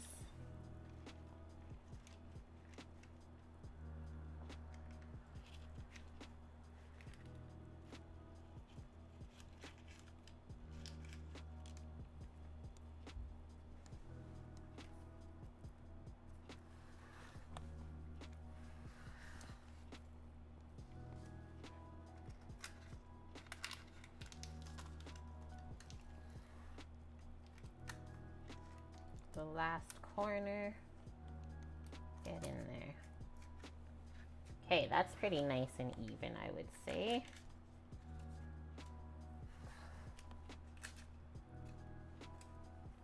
That'll even out the rest of the way when we get a little bit of heat on it, so I'm not gonna worry too much more.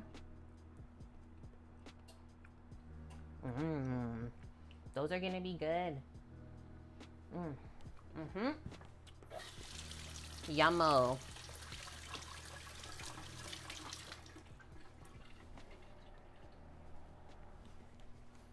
Don't forget this part. as if we didn't have enough. Lovely Ellen, how's it going? Happy weekend to you.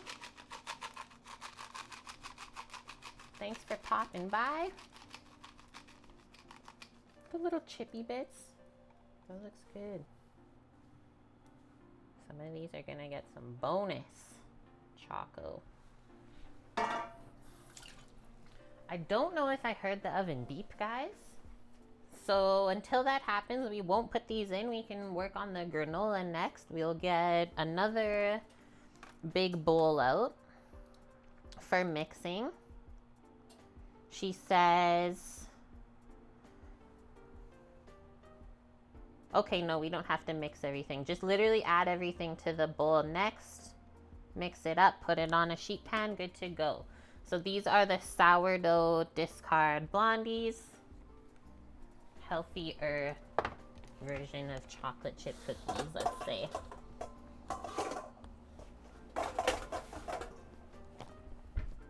We got that. Whoa, it's like super spotted. What is going on here? The other one like that? Let's do this.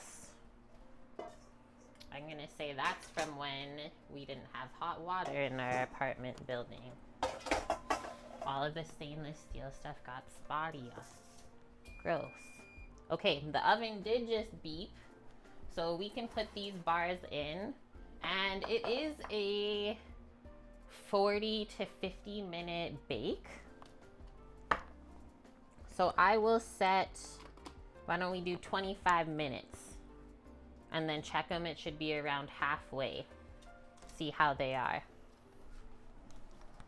Middle of the oven. And then we'll set another timer for the granola when it goes in. Okay, I'll do 24. Since that was the option I had. Okay, our granola.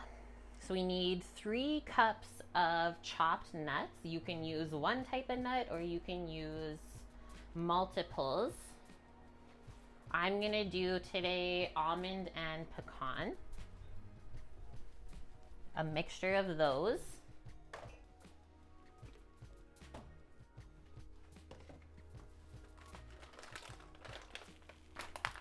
Almonds. Where did I put the pecans? Are they in the... Oh, and we have a little bit of cashews to put in there too. Cashews.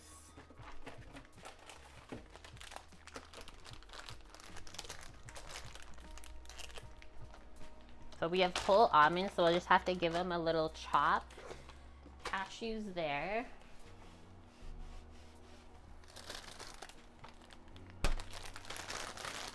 Pecans from the freezer. Yeah, so far so good of a day. And then next up, it's 2 cups of oats. So I'm gonna use a mixture of sprouted and not. And then there's also, I think, 2 cups of coconut. So I'll bring that as well. I kind of keep all my granola stuff in the same area.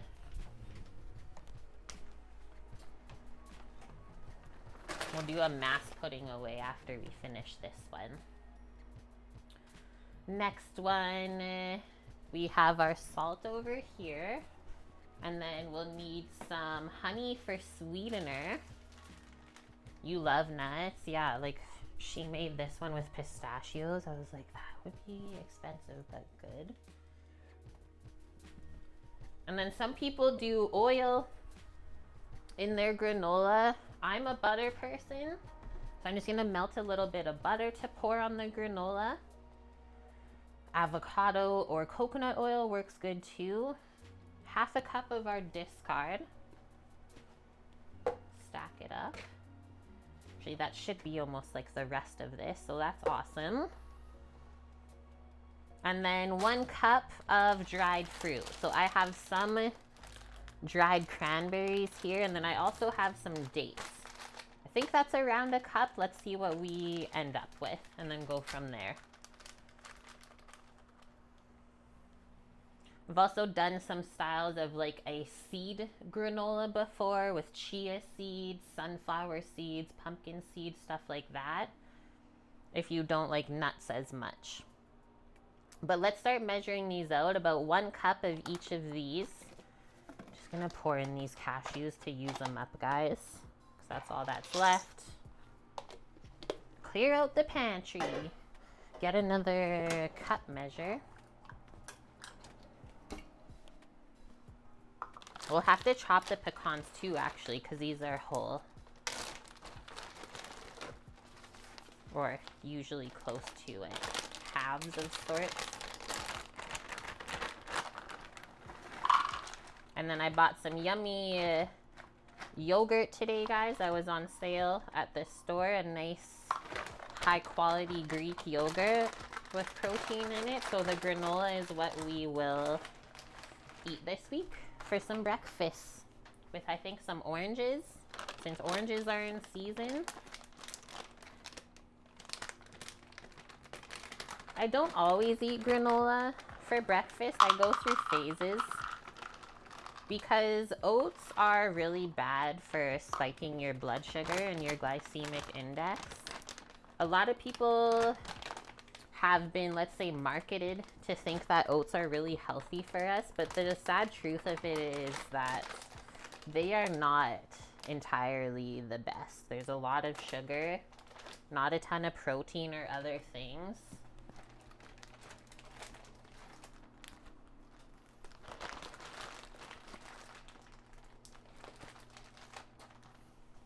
So let's give those a chop and then we can put them in. Got the bench scraper to lift them up after. That will be easy. Night Wander is here. How's it going? And yeah, what are some other fruits that I've put in granola? Dried apricots was so good in the summertime. Like anything, really. I bet like dried pineapple do a like tropical version. Dried pineapple and bananas. Whoa. No, you can also get what else? Dried papaya. And so I like my granola more chunky, so you guys can see I'm not cutting up the nuts too fine. Gotta keep those crunchy bits still.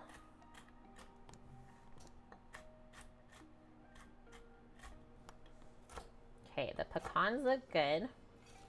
The almonds keep trying to sneak into there.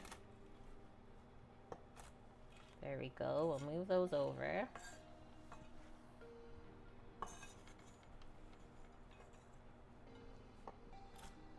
What's another one? Like dried apple and cinnamon style granola. That would be good. You could even just look at some flavors online that they have from other brands and try to copycat that yourself with the ingredients.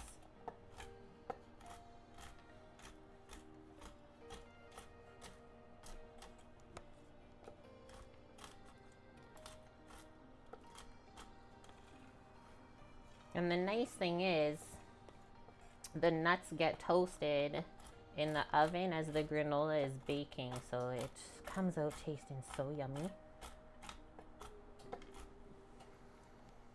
Are pecans and almonds good for you? I mean, I always say everything is good for you in moderation. It doesn't really matter what it is, right? But nuts are known for their satiation. So higher fat content will keep you fuller longer. But I also know that having too many nuts is not good for you either, though. And also, like, especially where they're grown, what they're grown in, if they're sprayed with pesticides, stuff like that, right? There's so much stuff to think about when you eat now. It can be very overwhelming.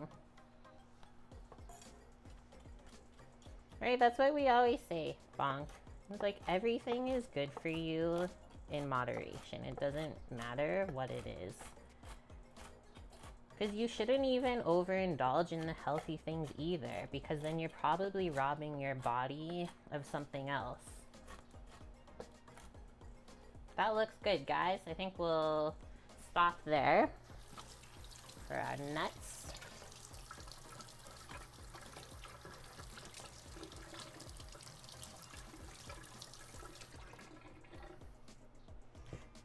Yeah, almonds we can say are probably more branded to like a healthier nut, right?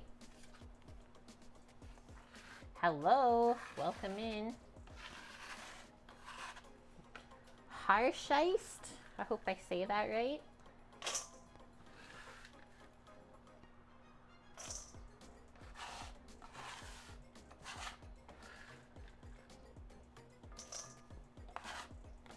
Samo was telling me yesterday how he learned about Brazil nuts recently and that they are actually poisonous in high amounts. Like you should only eat like 2 Brazil nuts a day. Did not know that. Okay, there's that. 8 ounces of coconut. So I guess I'll go grab the scale. How would you guys measure that? With a measuring cup or by weight? I guess what? Would your measuring cup have a weight on the side then? We just do that? So that's like a cup then. If I do it that way. Let's see what we end up with this way. 8 ounces of coconut. Have you ever seen a Brazil nut lit? It burns like a candle. That's how much fat is in it? Whoa. And then, yeah, macadamia nuts are on like a whole new level. I'm trying to plug this in and I can't see. There we go. Okay, 8 ounces of coconut. They said coconut chips. I just have unsweetened, shredded.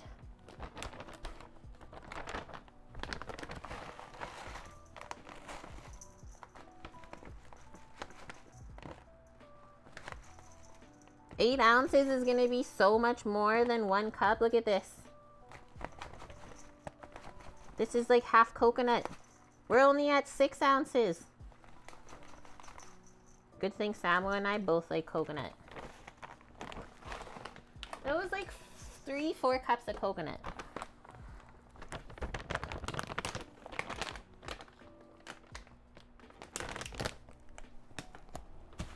Next one, our oats.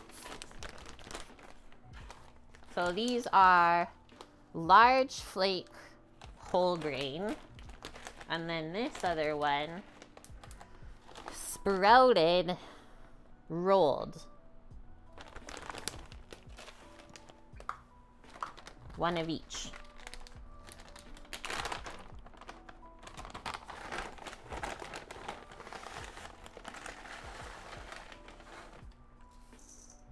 You don't need the scale no more, that's good.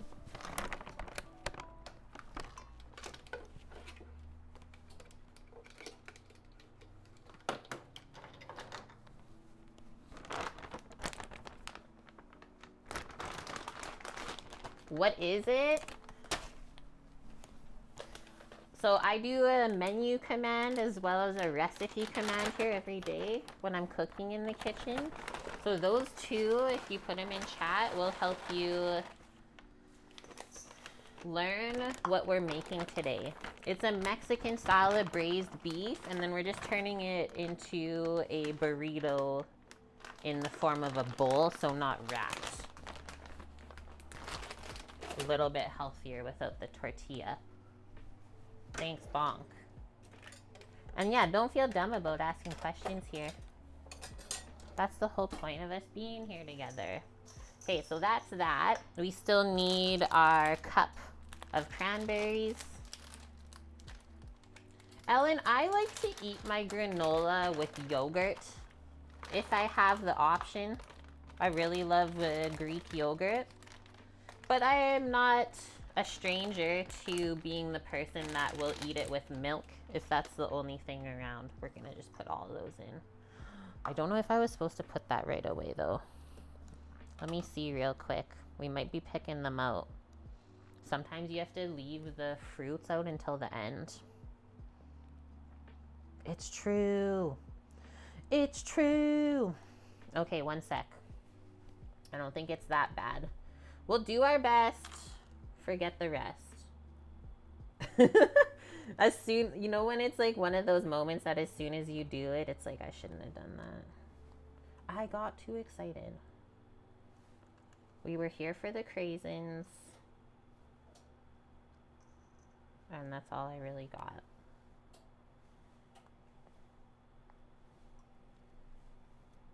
But yeah, I didn't have to buy anything to make this today.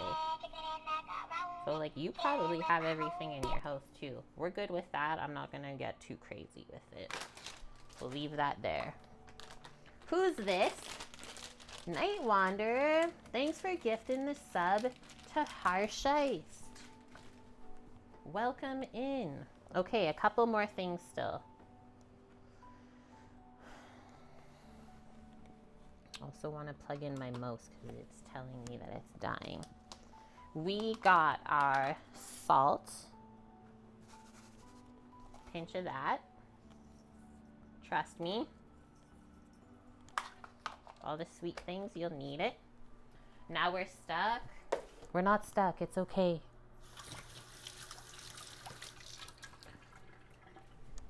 My stream schedule, I stream gaming on Fridays. And then most of the time, every Saturday and Sunday, I will be cooking starting at 11 a.m. Pacific. But for example, this week, tomorrow we are not in the kitchen.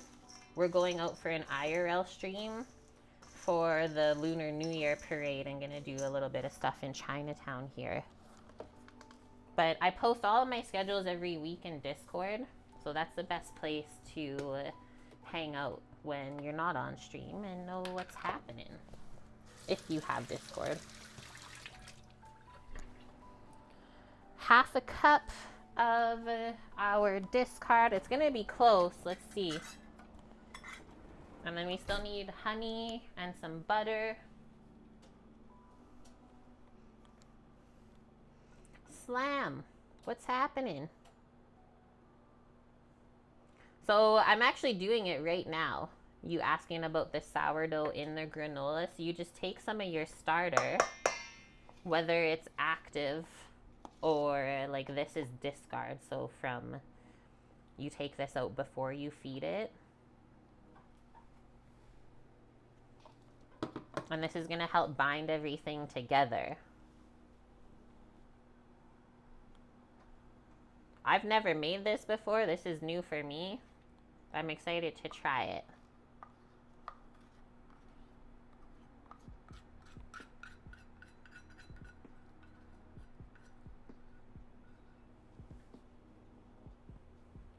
Gonna reuse that. That's good. Yeah, we can use that for the honey too. Yeah, I've never heard of it either.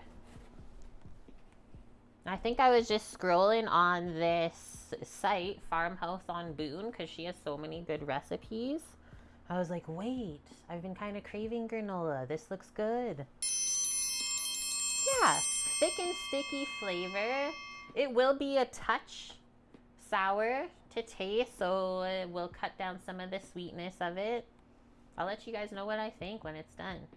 Creative Kate, thank you for the follow. Welcome. So half a cup of honey, or you could do maple syrup too, is good.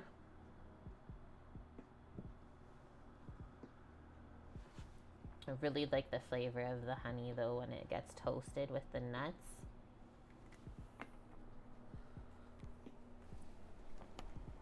And then we need to melt a little bit more butter.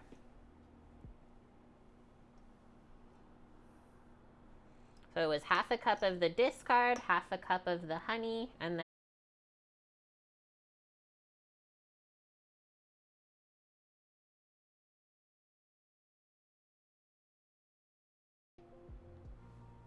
we actually didn't buy butter this week, guys. We usually buy like a pound of butter every week. But this week we didn't. And that's all we got left. Also didn't go to Costco though. I didn't need too much groceries.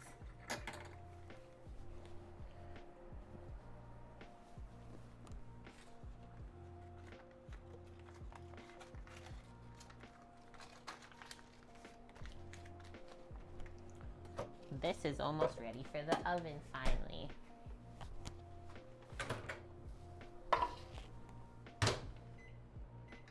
Let's get our sheet pan. And then I'll get it lined with some parchment. Wait, I got the box here. I don't have to go too far. And then we won't have to spray this. There's lots of fat in this. It won't stick, especially with the parchment.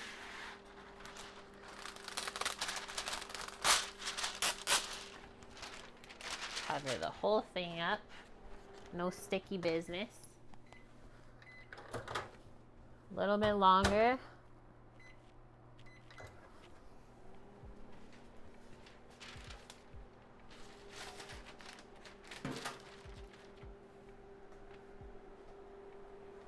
Has anyone made homemade granola before? I think this might be my second or third time doing it on stream.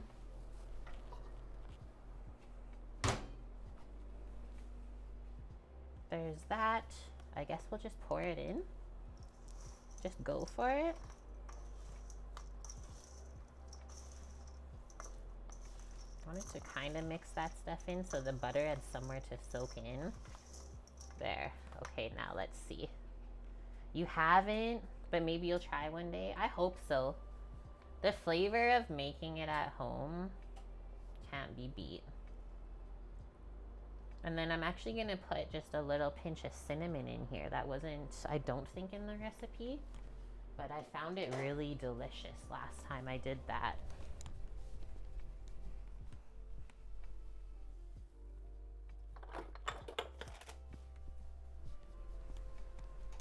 Little bit of cinnamon.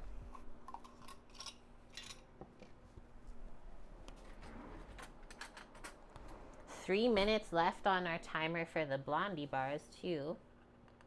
I'll do like half a teaspoon of cinnamon, guys. White Dove, you have made granola many times, especially when COVID hit and you couldn't go out for food much. Yes. We got into making so much stuff at home back then. And I think for some of us, it really stuck, right? We still do that stuff now.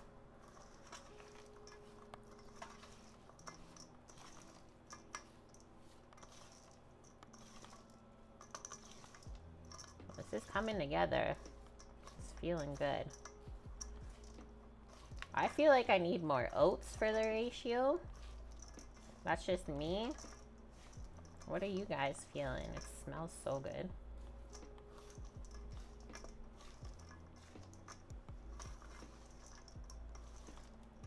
I think that's evenly mixed. And so then we have the cranberries. Some are snuck in there. RIP. We'll see what happens to them. Gotta remember to mix our cranberries in at the end. That's what it's looking like right now. You can always taste it.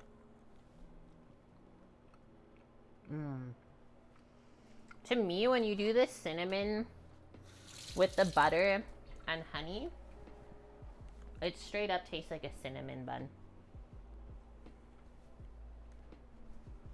It's good.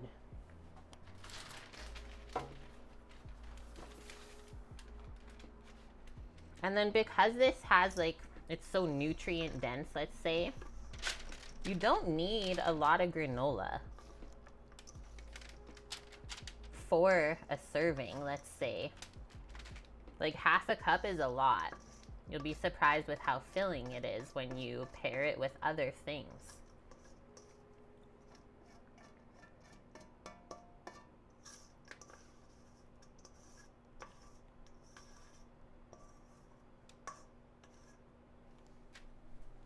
We use so much bowls today. It's making me giggle.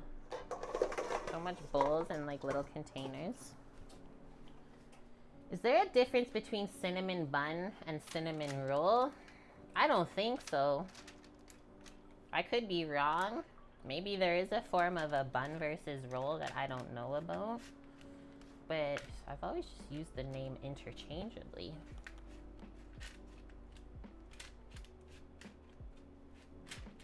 Some people give their granola a little mix halfway through baking. Make sure that it is like toasting evenly and stuff. So I'll let you decide if you want to do that. But right now, just spreading it all the way out to the edges. You got good airflow.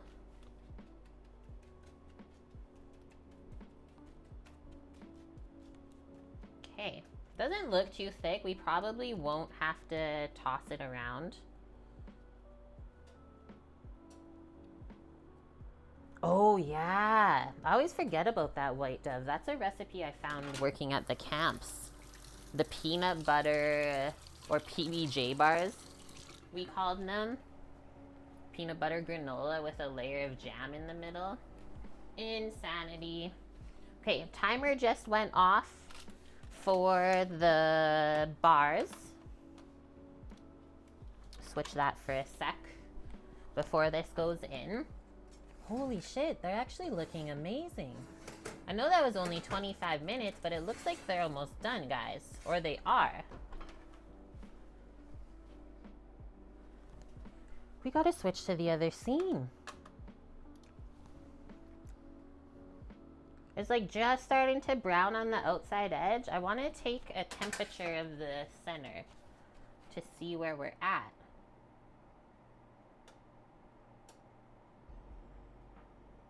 Okay, lowest is like 180 in there, so it is almost done. So I would say rest of timing for the bars, less than 10 minutes. I'll put those back in the oven. That baked way quicker.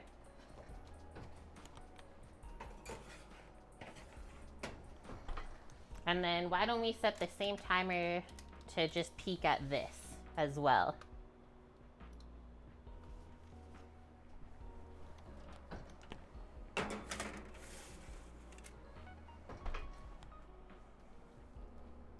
I will do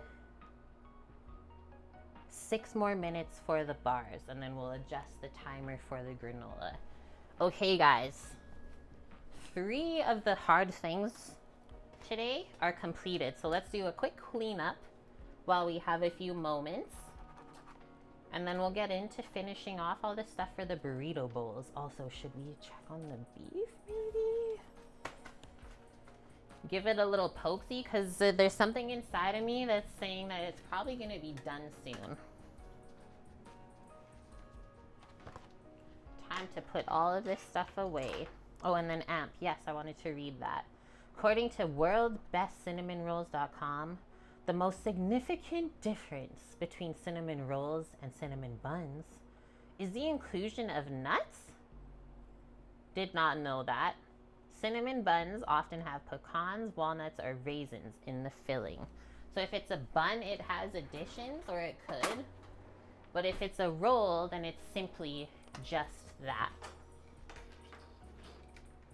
Thanks for looking it up. Now we know. Cinnamon buns might have nuts. Or I guess we could say any other additions, really.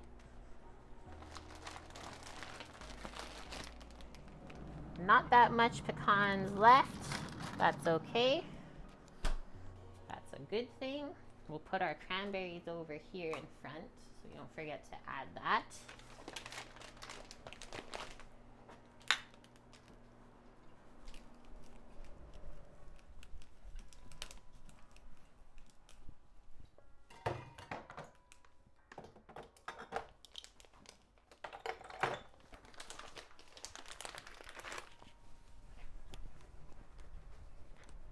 All of the baking today.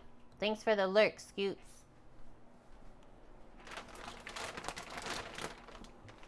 I almost used like every ingredient from the pantry on my baking side.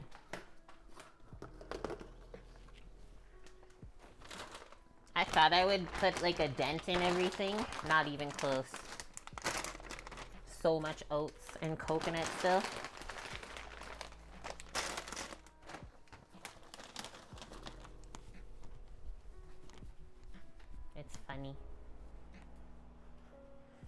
The rolls are female and the buns are male because they have additions, or what?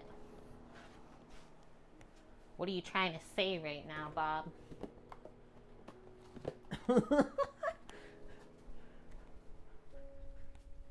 Don't make me send Misha after you.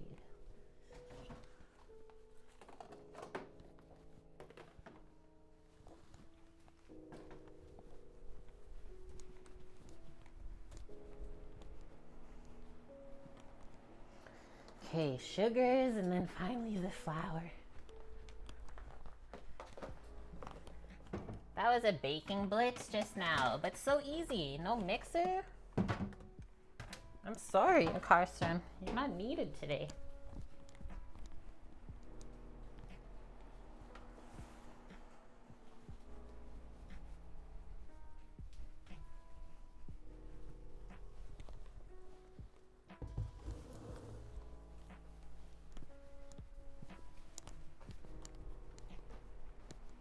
I got coconut in my jowls I'm munching on.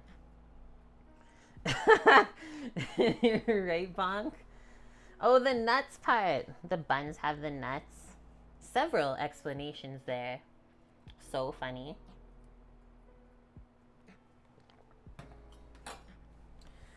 You know me. Okay, what's left on our list? Cilantro lime rice, beans and corn, which Samo asked to get heated up. Tomato and avo, we gotta dice up. Sour cream, mix it. Feta cheese, crumble it. Cilantro and lime. That's it. So I think, let's bring the beef pan over and see what's going on in there. I want to see it. We have to.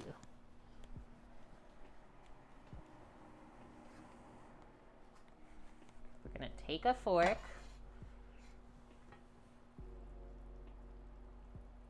Holy, it smells like the best taco beef ever. It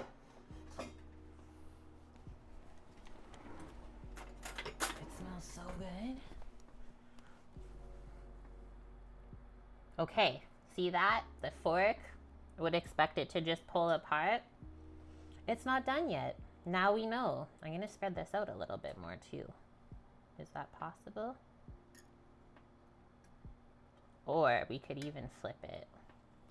Yes, I like that option actually.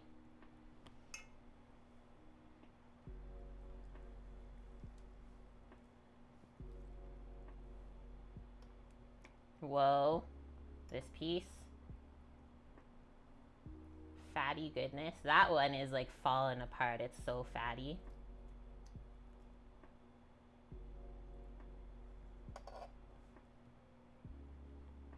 There's one more. I don't think I gotta flip this other one because it is like fully submerged, guys. But this one I want to nestle back over here. Okay. So not quite. We can keep going here. Might even turn up the heat on the stove a little bit. That was our first 6 minutes on the granola. The chuck roast. We vacuum sealed it when we brought it home and froze it, so I forget how big it was. I'd have to look on the receipt, but it was like 2 big chunks. Probably maybe around 4 pounds worth.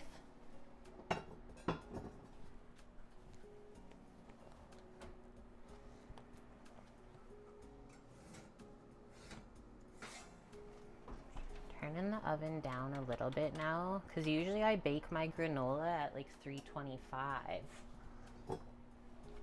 Okay, get ready for this. I took it away, but it was for no reason at all. Those look awesome. So now I'm going to put another 10 minutes on for the granola. This is going to get poked around the center. Are we at 195? One thing I've learned from making blondies is you really don't want to overcook them. So yeah, as long as you're at 195F or higher, that's good to come out of the oven and start cooling. Otherwise, I find they dry out a bit and can get crumbly rather than like dense and fudgy like a brownie. That were great. I thought they were gonna be like so small from the photo from the recipe, but those rose up no problem. Samuel's sleeping. There's no bear. Plus he knows he has to wait anyways for this. It's so dang hot. But we will get into slicing that later on once it cools. So now just babysitting the granola. Let's prep our rice. I'll go grab it and then we'll get it into a baking pan because we're going to do the rice in the oven. And then we'll also need just a small pot with water on the stove to boil. And it will have to fit, let's say, 4 cups of water. Because we're making 2 cups of rice.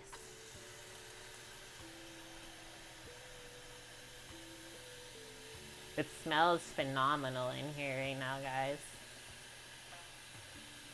Between the beef earlier and now the baked stuff, whoa.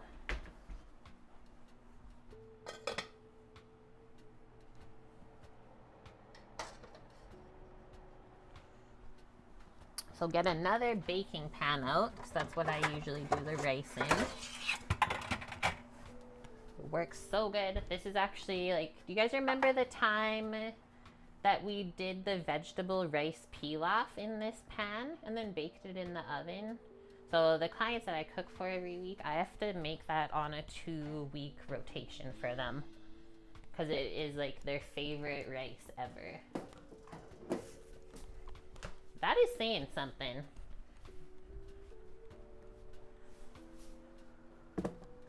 How can the bear sleep through the smells? He put his blanket over his head. He had to put a barrier up, Bob. So 2 cups of this, which is why we'll need 4 cups of liquid. Because there's so much other flavors in this dish today, we don't need to put like any chicken stock or anything like that in with the rice, because it is going to be cilantro and lime flavored in the end.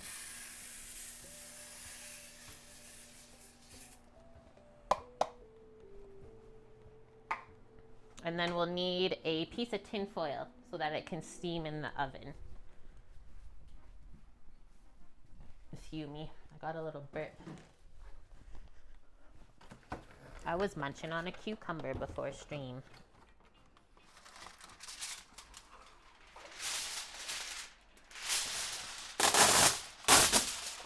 One tin foil to wrap it up. And then want your oven anywhere from 375 Fahrenheit to, I've cooked this at around 425 Fahrenheit and it works good. And it takes around 20 to 30 minutes. Don't even have to watch it. One thing that we will put into there though, I had a little bit of butter because we had movie night this week before our roommate went back to work, so we made a bit of fancy popcorn. Remember when it was National Popcorn Day last week? That's all of our extra butter. So when you make this rice, it's really important that you have a bit of fat in the pan with it, otherwise it will try and stick. So this is just butter that was melted.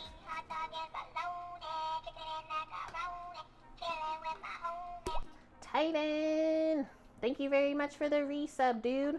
51 months in a row. Break up your butter chunks. I think that will be good. We'll leave that.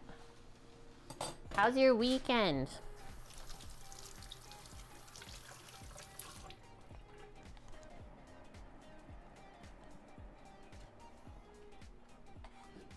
So there's your butter nubs. So I'll still need some chopped cilantro for this, and then we'll do a nice, maybe we'll do some zesting of the lime too to get the proper lime flavor, and then some juice squeezed over when this comes out of the oven. Easy mode. Okay, next one, I'm going to grab our can of beans. Black beans again. We got kidney beans and white beans to use up after this.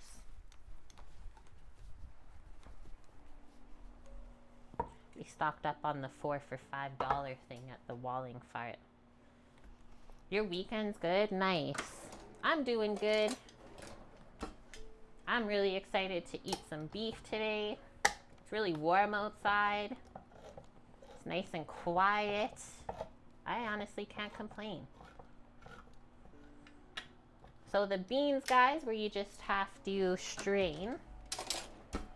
And then those will get heated up a little bit. Usually I do a pan. So when the rice goes in, that will be in the oven heating. We can also heat up the corn and beans a little bit before we serve them. So another baking pan. Where's my corn?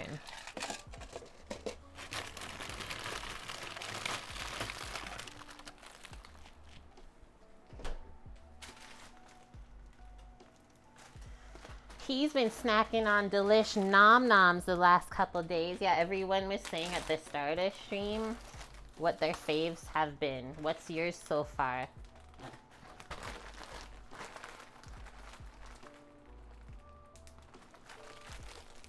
Will we use all this? Yeah, I think we're gonna use all of that corn because I am planning to have some leftovers here. So I'm trying to make sure I prep enough for like 4 or so servings. So how frosty is this? We might thaw it first and then do the beans. It's a little frosty. Let's get the strainer. Oh, I put it away already.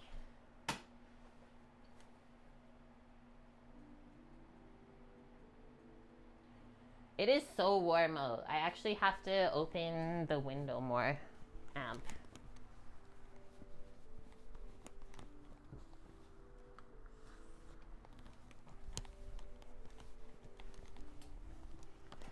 We got the warmth flowing.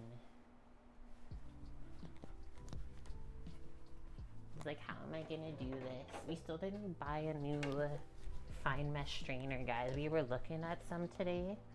We stopped in the Home Sense. They looked so cheap and like they would fall apart. Run some water over that.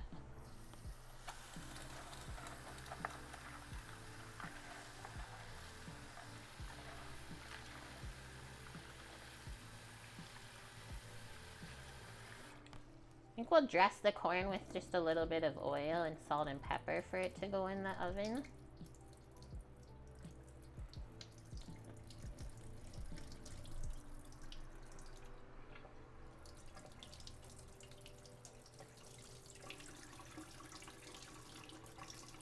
Nice.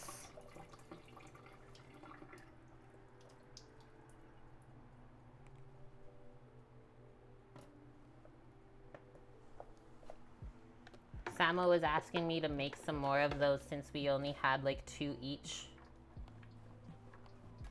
of the peanut butter balls.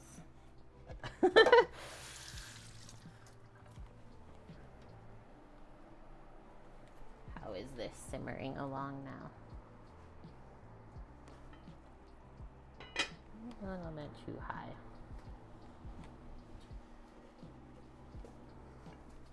Our salt and peps. Grab some oil.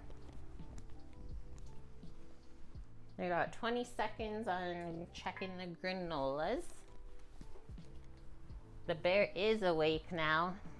He's putting his snifter in the air. Film Nerder says, it's corn. It's got the juice. It's got the juice.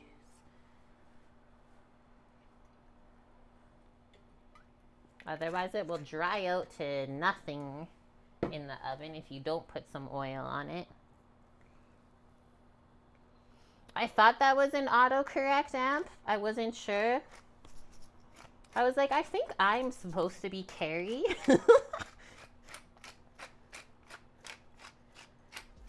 So everyone loves the balls in their mouth. Noted. I thought those were a great addition this year.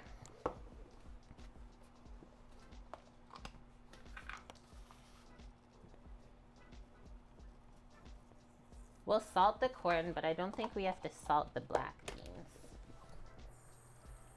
So the corn will go in the oven by itself first for a bit, and then just have the beans prepped and strained out of the can so that you can toss them in the pan for like a minute or two just to get them warmed. And then you're good to go. Usually I just mix them both together if you don't have picky people, and it's really easy that way.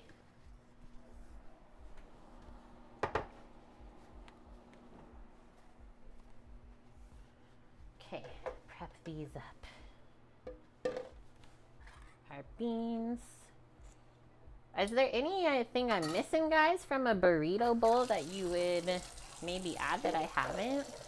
I know some places do like a slaw kind of with cabbage. That's always yummy too for some texture in the burrito or burrito bowl.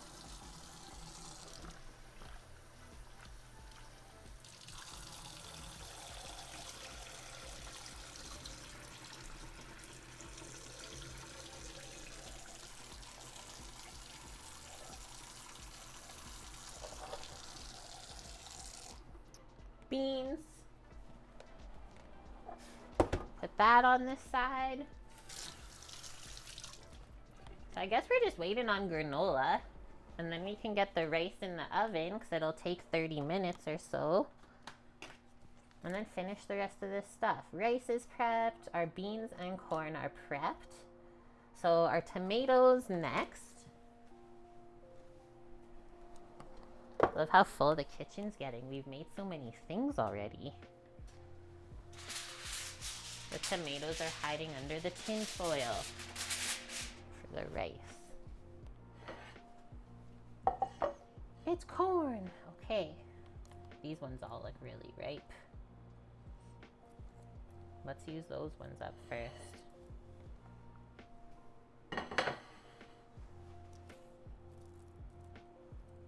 I'll just put those in a container for the fridge as we chop them.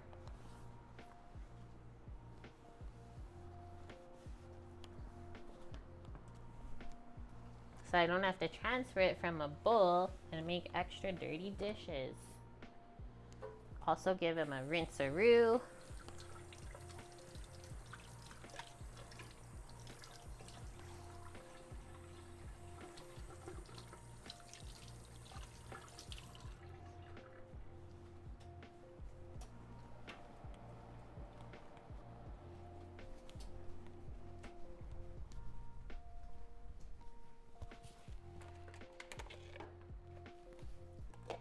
I'll get a container for the crumbled feta too. That's what we'll do next.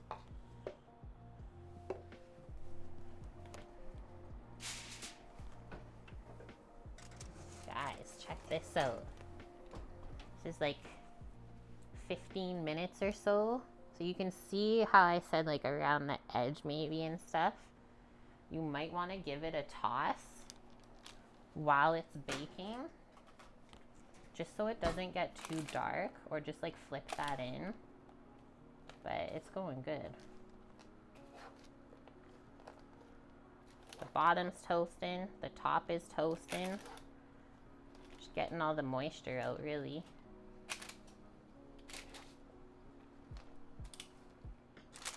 It really does like smell like cinnamon buns in here though. It's kind of nuts. Okay, it looked like mostly only that one edge was getting really dark. Back in the oven for maybe not quite another 10 I would do.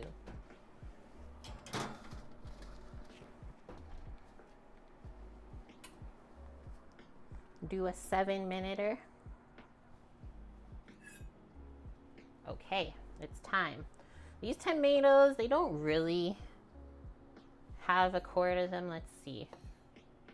Sometimes I'll cut it out.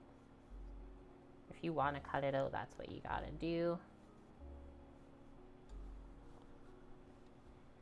It's like cinnamon bun granola tighten.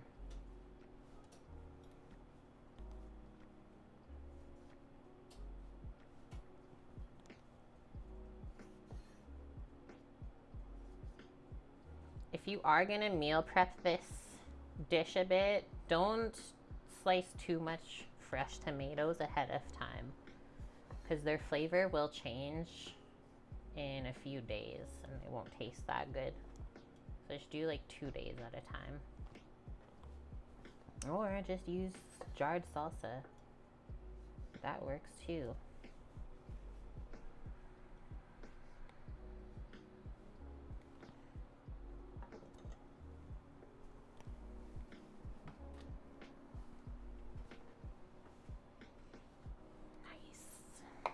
Okay, I think maybe 2 slices through these, like that. So I want it a bit more fine. And then 2 cuts through the other way.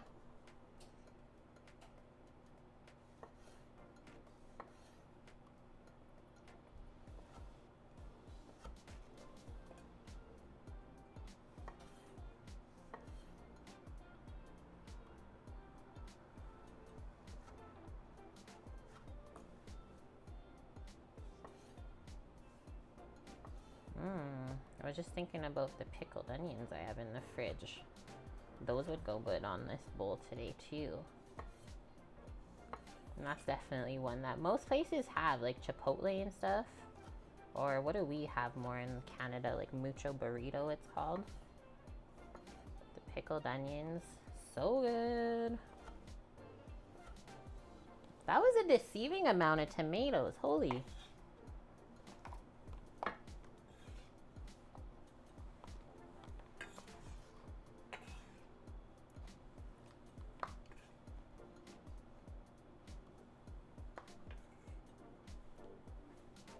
Very juicy.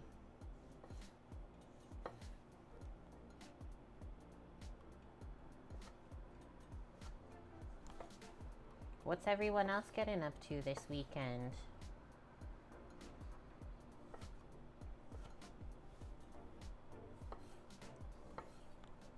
We're just taking it easy.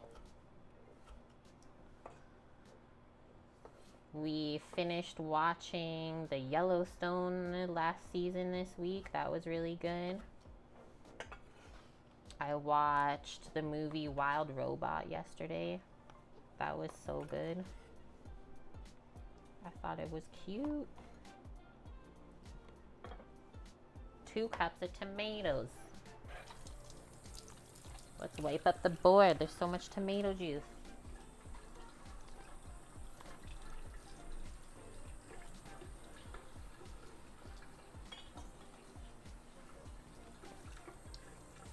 Rinse that out.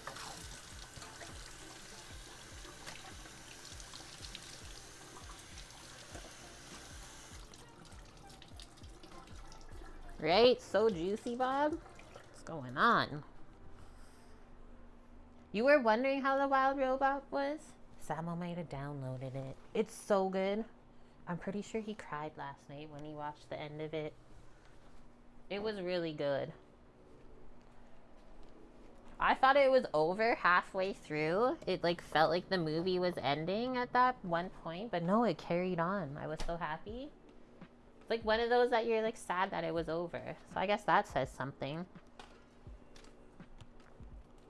Okay, tomato, dunny.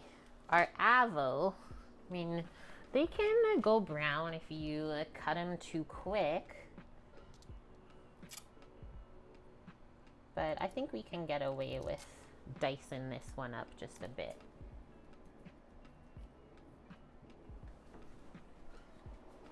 We don't have too long now. What do I want to use? Just my paring knife maybe? Is it a typical fish out of water type movie? What does that mean? Like how the main character is portrayed as a fish out of water?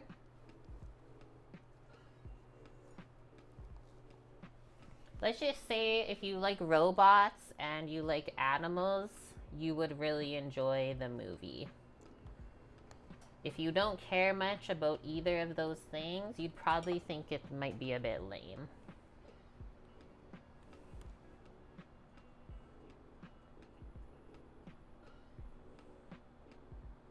There was a few parts where I was like, this might be like geared more towards kids, but I would say it got better as the movie went on.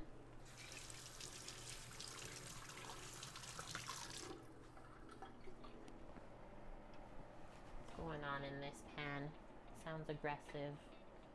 It's on the lowest setting and it's just going nuts. Excuse me, please. Okay, 1 minute or so on the granola. We'll see in a sec here. Let's dice this.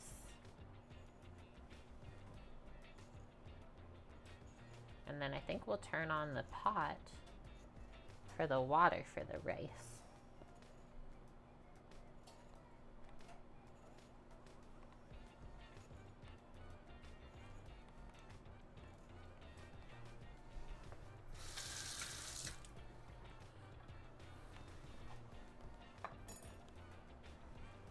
We have a couple other movies that we were scoping out and have to watch. I'll let you know which ones they were and what we thought. We did 5. Okay. Feta cheese. Who's that gonna summon? I still have a soft ball of matzah here. That sounds delicious for a snack later. Feta cheese, if you please. Is your name Mish? Okay, timer's going off.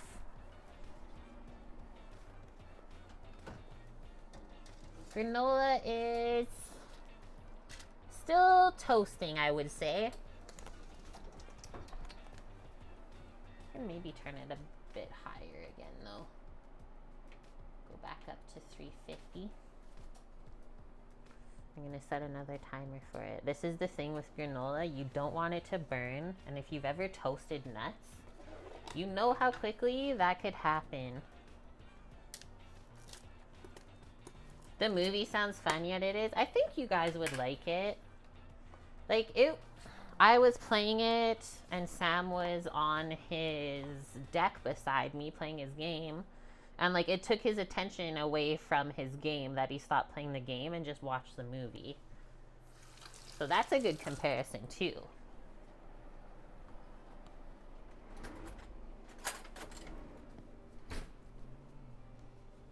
What's going on in this feta container? Imagine just taking one of these slices and grilling it.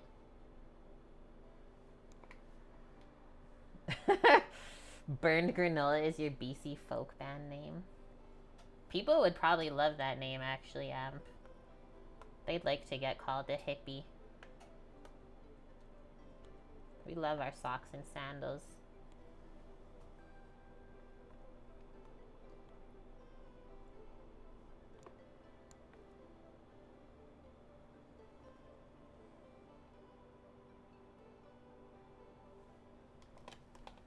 Oh, nice. Doctor Who. My brother has told me to watch that series so many times. And yeah, Severance too. I've heard a lot of good stuff about. And didn't they just come out with another season of Severance? Let's crumble the cheese.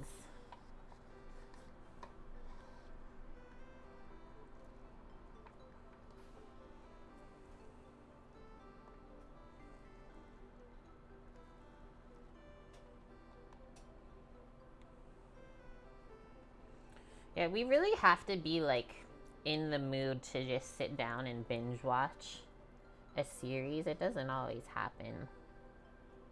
Maybe if it's really, really good. Okay, so they're dropping the episodes like weekly. Do you guys like when they do that now on streaming services? Because that's more like how cable TV used to be. Or do you like when they release the series all at once so you can watch it at whatever pace you decide? So 2 cups of tomatoes and 2 cups of feta. That should be good.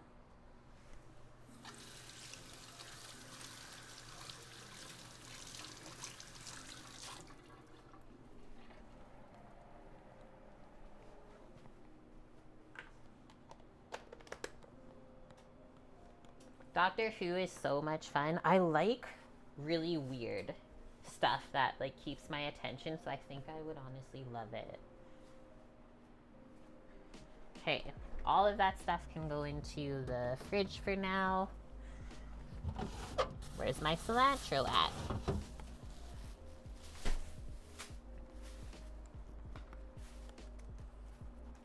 Feta, avo, check. Doctor Who is different. Okay, this is actually a lot. I thought maybe we'd chop it all, but I don't think that's gonna be the case.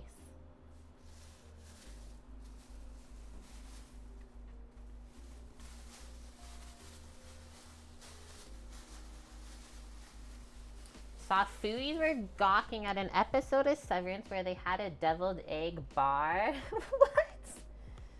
Like different versions of deviled eggs or what? It was like a build your own. It's easier to watch something that's uploaded weekly than to binge a whole season. I guess we're all different, right? But some people like to have like a weekly series to look forward to. It's like, nope. Kind of like sports, I guess, when people watch those. So you know your nights that you're watching sports and that's all that's happening. Different versions of deviled eggs. No.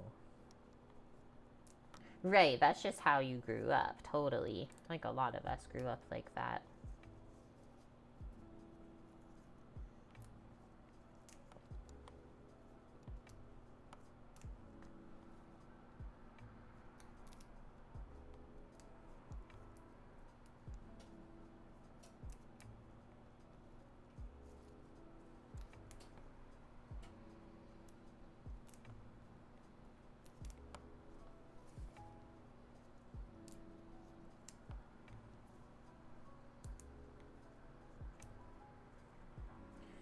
Just keep picking.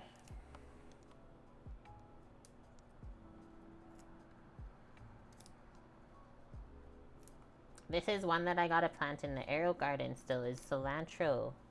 Because I feel like it's one that I use quite frequently.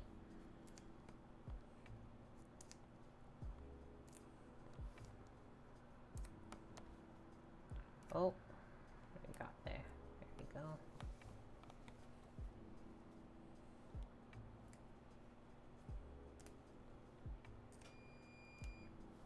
I haven't looked at the time. I just realized, guys, it's only 2:30. Like, we've done all of that stuff in 2.5 hours. What? I feel so productive. It also goes to show, like, if you're someone that struggles with eating during the week or feeding yourself, take a couple hours on one day and set yourself up for success.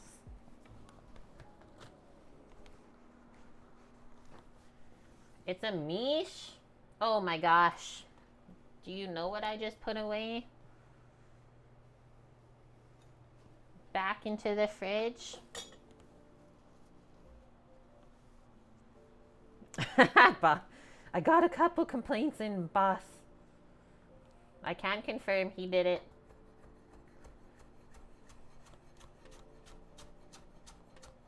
The Michers has been summoned.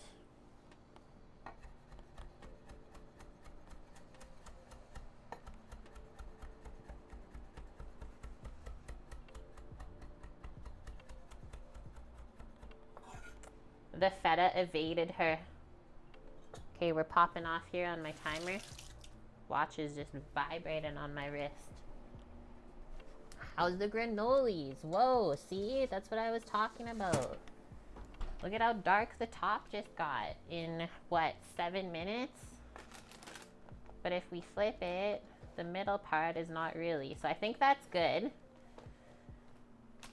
I'm not gonna go any longer than that because it might start to taste burnt. What I am gonna do is just put it on the edge here. I don't know if you can really see. Maybe half of it. That's where it is, just sitting on the side.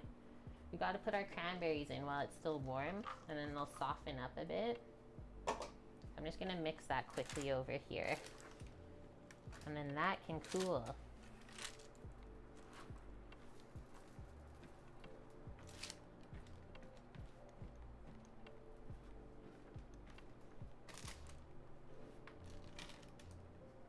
Now we can finally prepare to get the rice in the oven since we're almost done the rest of the burrito stuff.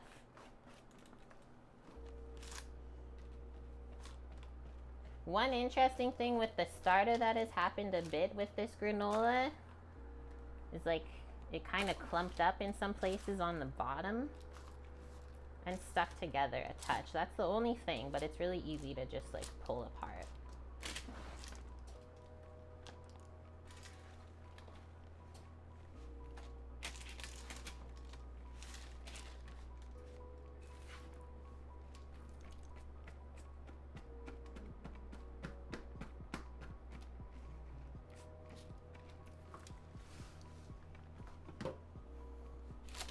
Cooling time.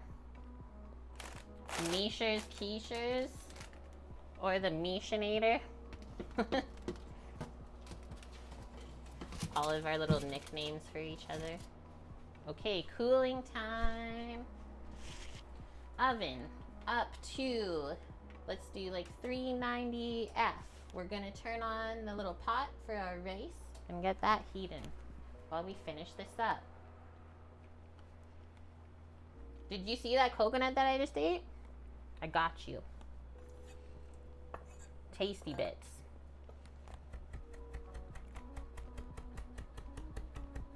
Cilantro for the cilantro lime rice.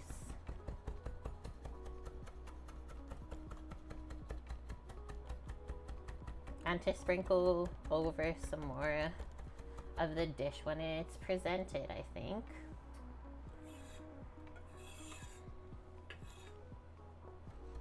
Do you guys eat this type of stuff at home? I've also done a version that's a lot quicker, Chipotle chicken burrito bowl, where you just cut up the chicken breast into cubes, marinate it, and then cook it off. That way you wouldn't have to wait like 3 hours.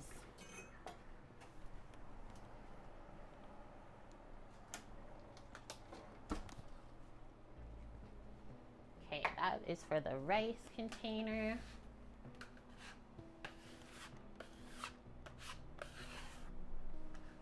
That in a container to sprinkle from. Still gotta slice into our Blondie bars, guys.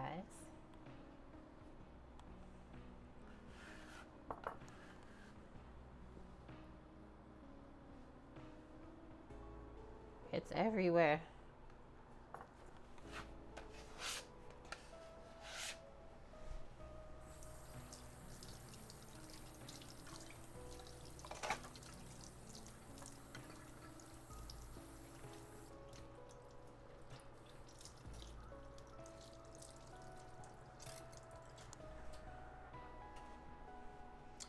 Guys, Mish told me about her olive oil ordering oopsie.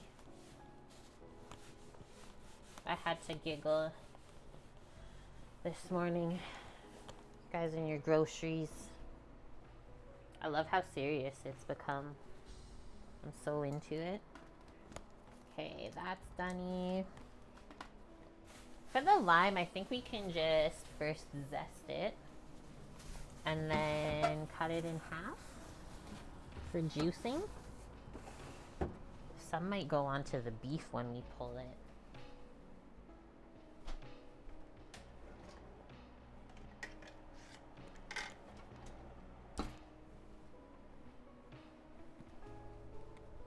Actually, maybe I'll do that in a small little bowl like the same one. Just a bit of zest and juice together.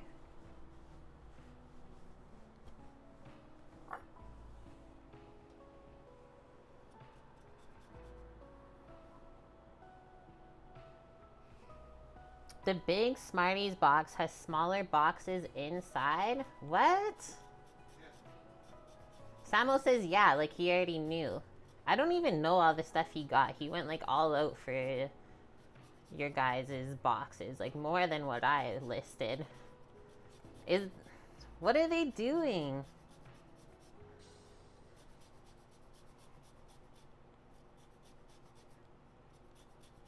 Zest the lime. It's so small, it's like kind of hard to hold on to, but we got this.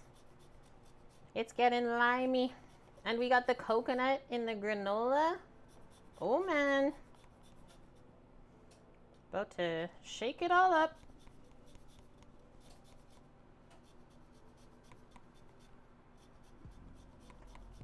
Okay, we zested all of it because you can't call it cilantro lime rice if you don't taste the cilantro and the lime.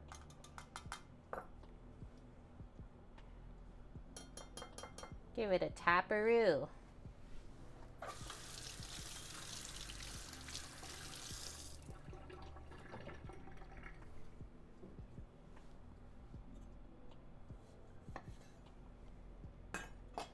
Nice. So juicy. So like dripping already.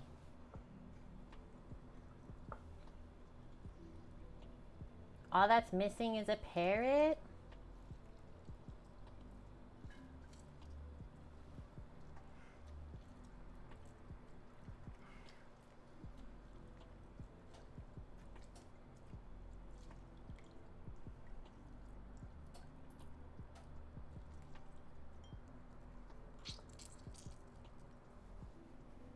If you ever have a cut and you juice citrus, you will know where it is. I guess I have one.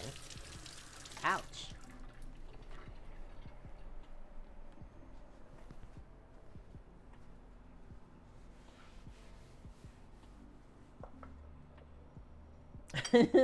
Hi, pal. How's it going?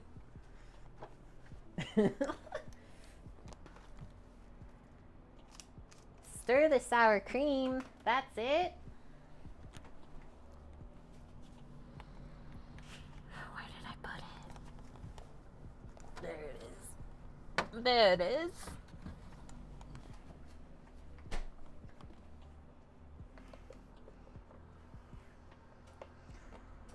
This is Bonk's review of Canadian Smarties.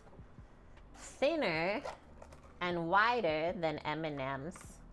A little bit thicker of a candy shell, but better chocolate flavor. I think I agree with all those points.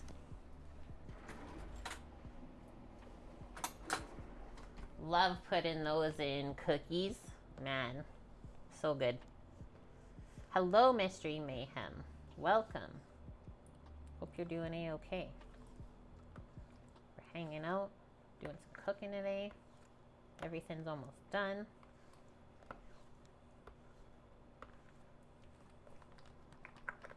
Finishing up the last few bits and bobs.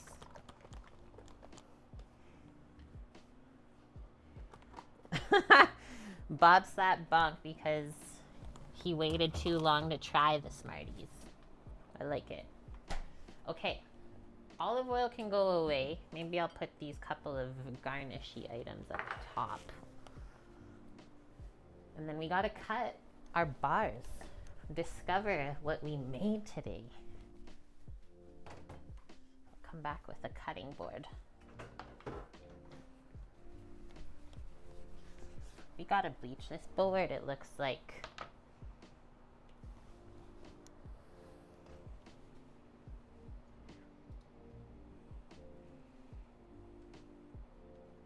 lemon juice is acidic. Does it go bad? Oh, wait, what happened?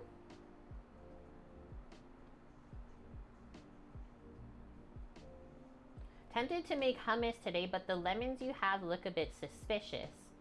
The bottle of lemon juice you have is at least a year out of date. Oh no. I mean, I would try with the fresh lemons first and then check on the bottled stuff. The bottled stuff is probably gone though. I wouldn't risk it if I were you. I would be a little bit scared of that.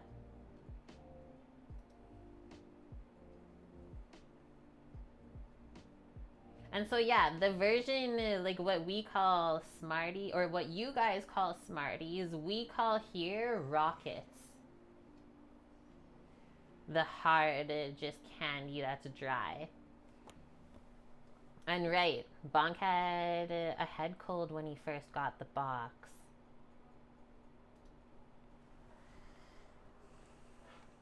He's savoring it.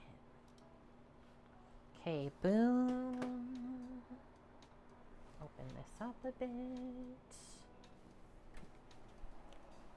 The water's slowly coming up. Turn it up a bit more. There's a little bit of warmth to this still, but not hot hot.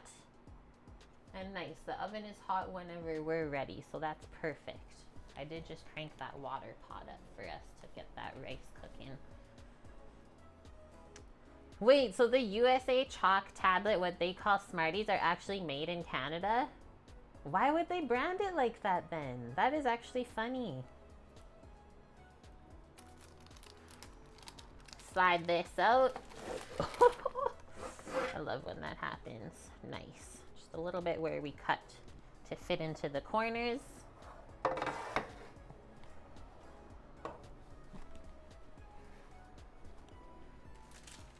Slide the parchment out. This feels amazing. Not even wet underneath.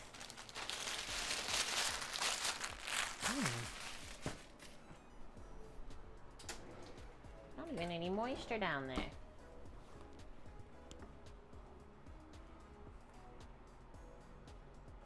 You're getting a different options about the lemon juice amp when you looked it up. I guess, yeah, if you smell anything other than lemon. Like how I always say, use your senses first, right? So use your nose first to smell it. Or sorry, it's like eyes first, look at it. Okay, it looks kind of normal. Then you can smell it, see how it smells. If you're unsure, then you can either touch it or you can taste it. I have heard of that brand actually. Cento? That's your favorite San Marzano brand? Interesting, Bob. Okay, let's go in half.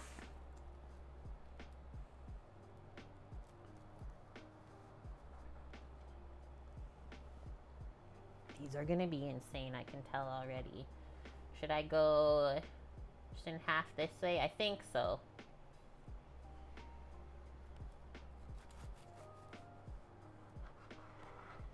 That's gonna be so big on the end.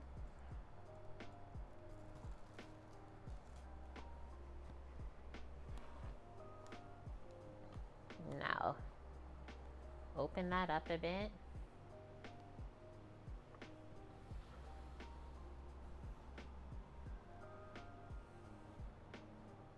And we'll do 3, I think.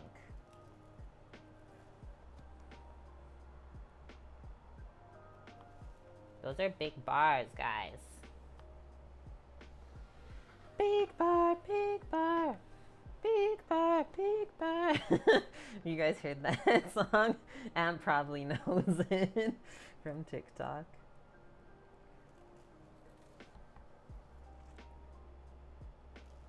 Yeah, each person gets their own half. Good to go. Michael ate it all? No.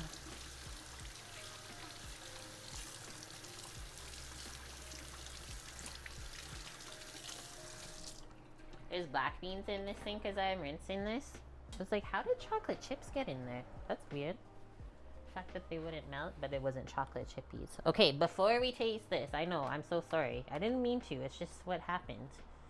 The water is ready for the rice on the stove, so we're gonna pour that together. So we got our 2 cups of rice with some butter here, boiling water, very important, and then we want 4 cups of water to go in there. I'm just gonna use this measuring cup with a handle on it to save my fingies.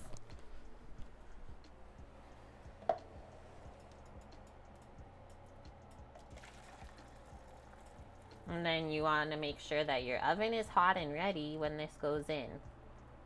375 to 400 Fahrenheit. So we're going to pour our water now all over the pan. And then we're gonna cover it with foil and set a 25-minute timer.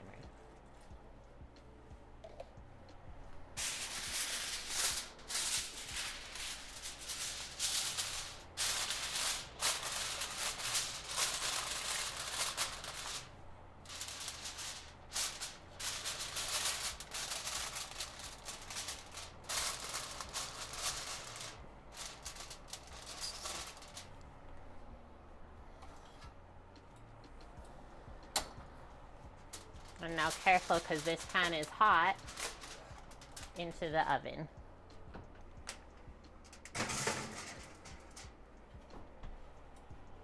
Pour that water out, we're all done. Let's set our timer.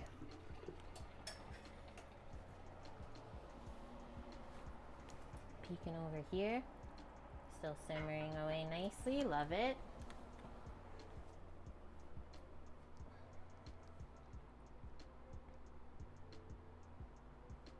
Okay, back over to the goodness. Would be a shame to just discard those blondies.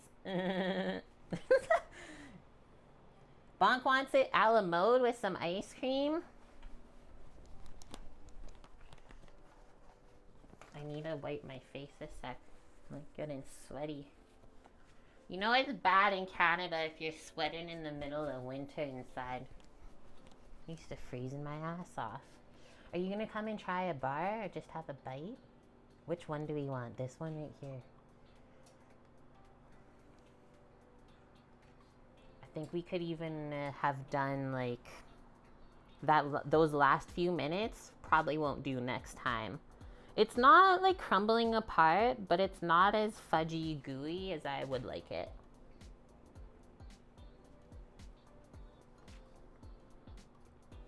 The texture is still really good though.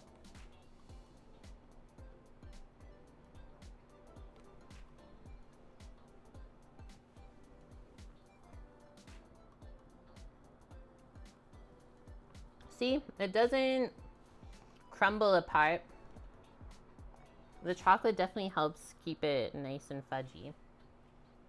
But like 5 less minutes, I think. Oh man. This would be a whole different entity even.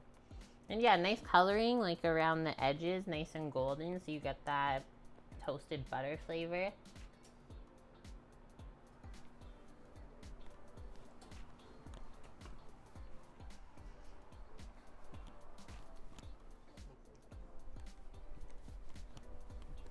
I brought the other bit to Samo.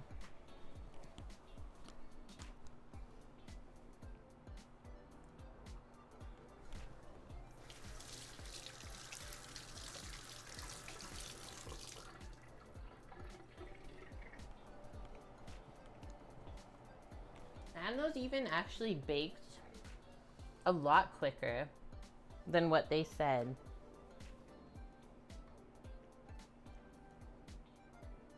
Because she did 40 to 45 minutes, and we checked these at 24 minutes and they were almost done.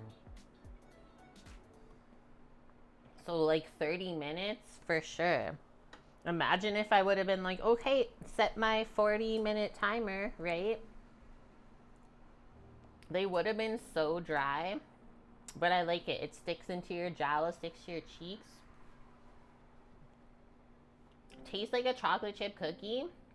You don't really taste the sourdough at all, but that was so much easier than making cookies, guys.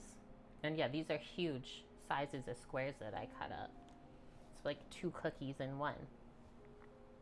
I like it. And I even use a cheap chocolate, nothing fancy. So it could be better, we can say. Noted. Okay, we can't forget to heat up the corn and beans still, so make sure that's in a spot on or near the stove. You don't forget about it. The corn will probably take around 10 minutes. So when my timer says 10 minutes, we'll put that stuff in. I want to check on the beef one more time. Maybe we'll give it a poke again with a fork.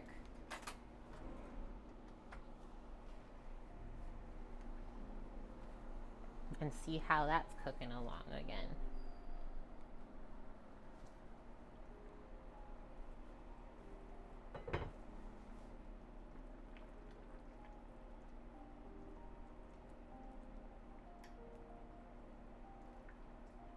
It's getting there.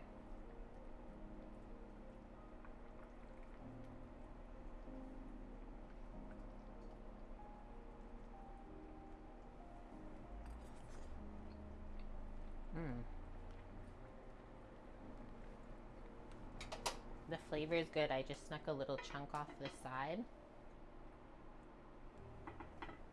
It's still a little bit tough. I won't have a problem though, like if I chop it up a little bit, that little bit of chewy texture will not be weird. So we'll see how it comes out in the next few minutes. We'll let the rice go all the way in the oven and then we'll let it steam while we finish off the beef. Applebee's has a few good things. French onion soup is great in a pinch. I don't think I've ever eaten there. Same with the other place, Chili's.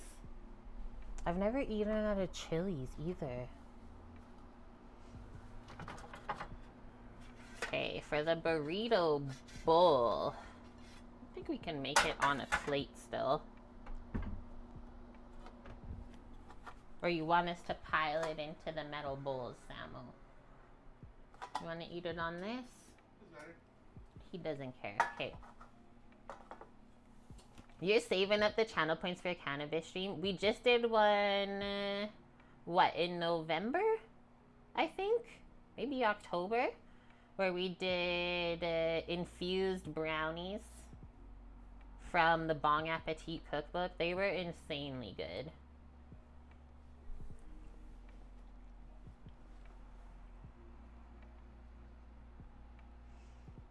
Pal, last time you went to Applebee's in 2002. You almost died when she got the bill because there was like 10 of you guys. It was $400. I went to Applebee's once years ago, didn't mind it. You don't know how it is now, though. I wonder. I wouldn't know. Is there even one by us? That's a good question. What do I have to pack this stuff away? Maybe we'll do a bit of downsizing right now and pack up some of our desserties while we're waiting. There's not that much longer, like 6 minutes until the corn goes in. Only one of those. I think we'll downsize the other pan from last week. Somehow we didn't finish.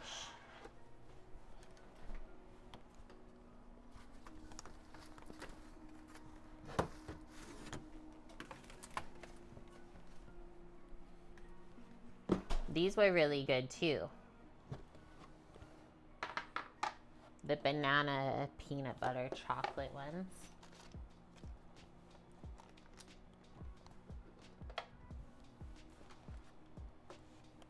These ones are very moist.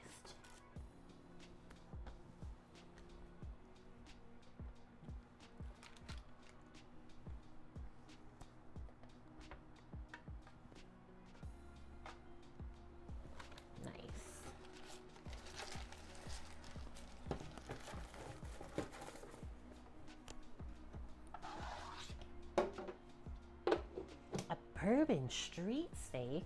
That sounds good.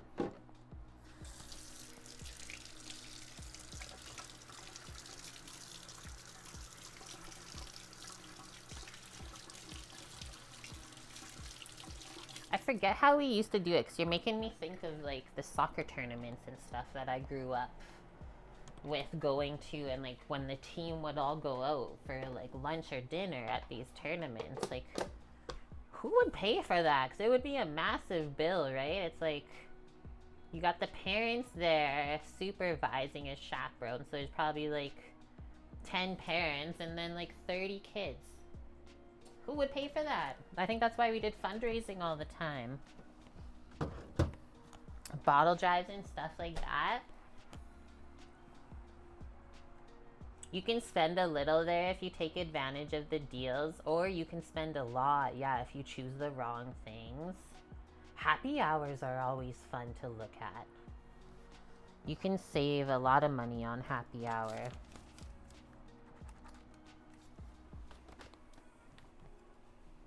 Okay, I'm putting the corny in, guys. It's just dressed with olive oil, salt, and pepper. It was frozen.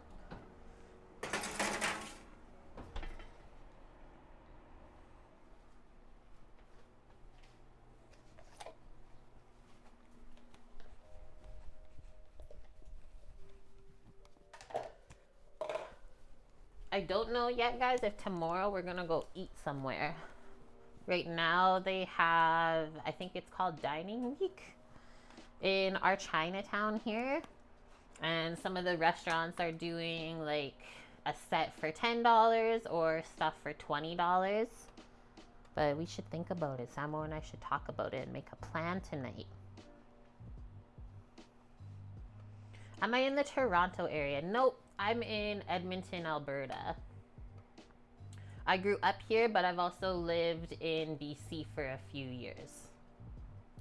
The $20 set, yeah, I was looking at some of them on like TikTok and stuff, what other people have got. Some of the spots look really good. Like the one noodle bowl, kind of has me wanting it. Are you Canadian, Stone?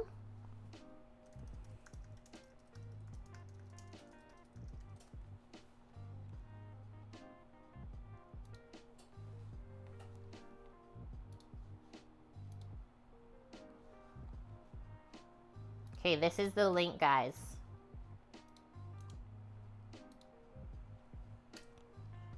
Look it up. Tell us what you think. We should go and check out tomorrow. You might as well be. You live in the USA and Wisconsin. Another Wisconsin human. Welcome.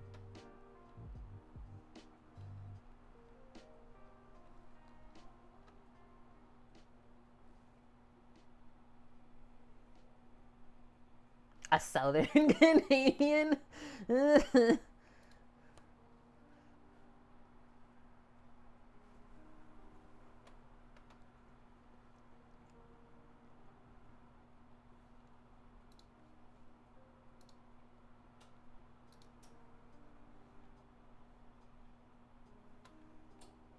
I don't want Thai food.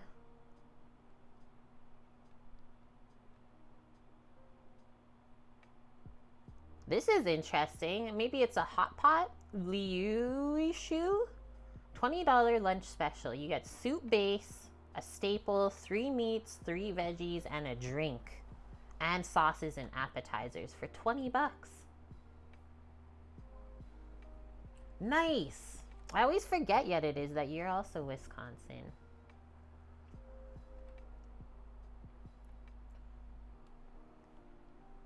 This is a pretty nuts deal from one of the Chinese bakeries. $10 goodie box. 2 almond cookies, 2 cream puffs, 2 coconut buns, and 2 egg tarts. For $10. You get 8 pieces of baking. The banh mi at Van Lock. Ooh, we might have to try that. I don't want pad manati. That's all like vegetarian food, kind of higher end.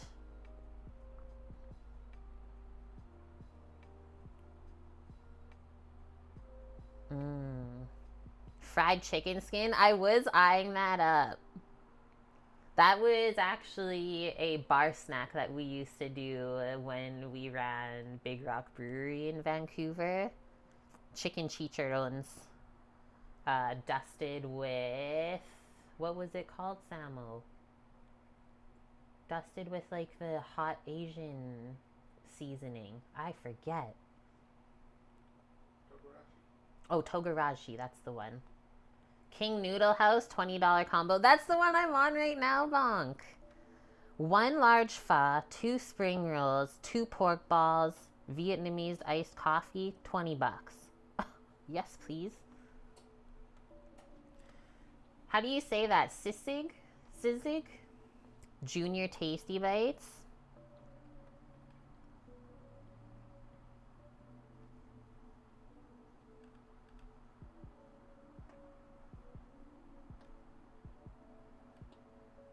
There's actually quite a few, hey?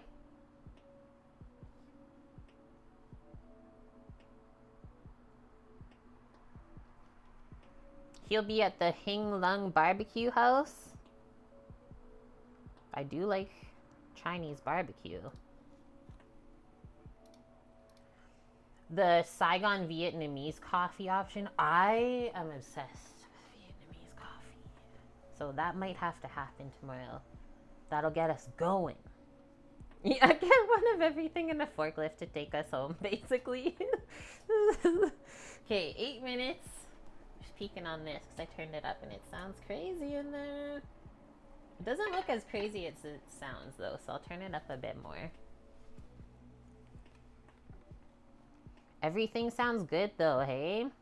27 restaurants. But everything is also available year-round. So, like, what if we find something we love and it's like, I'm going to eat this all the time now?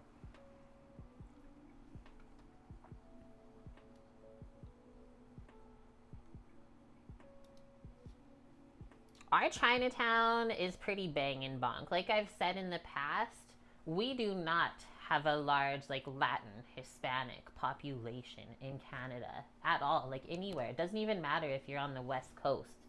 There's, like, a couple restaurants that are known, that's it.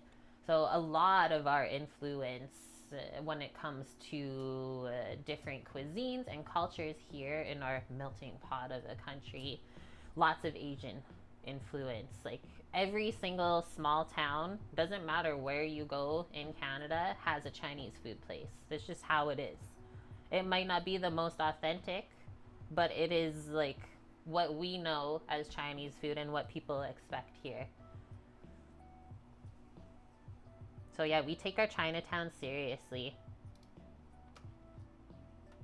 We don't have like a Mexican part of town like that. Like how you guys do. Like that kind of blew my mind when we went to San Diego the first time and we're walking around. It's like, wow. Titan wants some pho and spring rolls. 'Tis the season, dude. Do it up.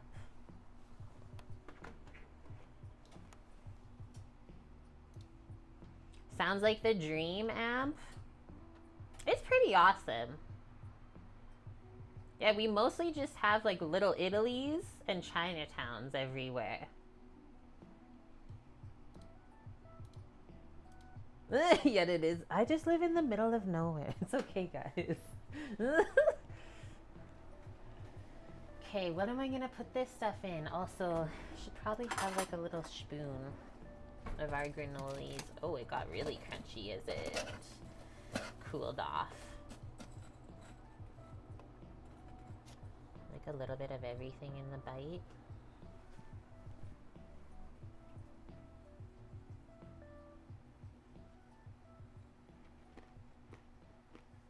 Mmm. I really like the almonds. You can taste the sourdough a bit in there.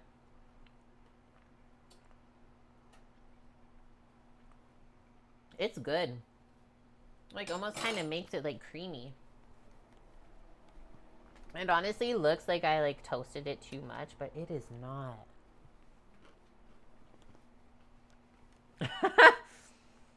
You would bring up meat raffles. Hands up in chat if anyone's lived somewhere that had a meat raffle in your town. We never went to one, but I will always remember the story from my parents when they first moved to Souk on the island. On like one of the first weekends, they went to the one bar, Buffy's there. And that was their first experience of a meat raffle. Well, my dad bought $20 worth of tickets from the meat raffle, cleared the place out. Like they almost took home every prize and everyone was so mad. They're like, you're obviously not from here. Hilarious, guys. Mukbang, a big mix of Chinese, Korean, Vietnamese, Thai, and Singapore, Indonesian. Yeah. The Thai restaurants, like the higher end ones here, phenomenal. Really good. Good old meat raffles, guys. Don't pass them up. You don't know what you're missing.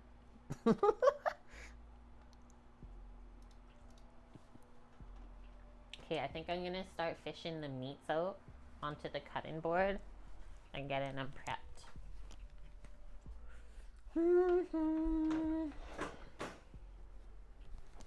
We're almost there, guys. The fun part is the name you put on the tickets. See, I've never gone, so I wouldn't know.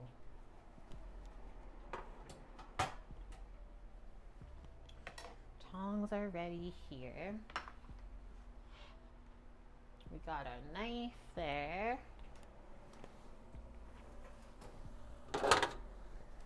Build up my area.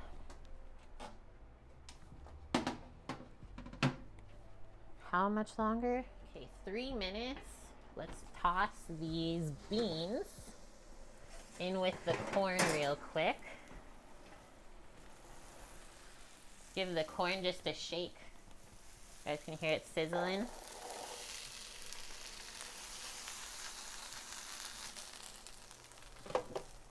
Now you got beans and corn.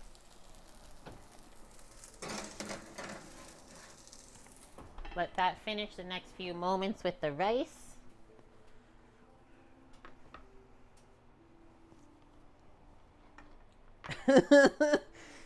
So funny.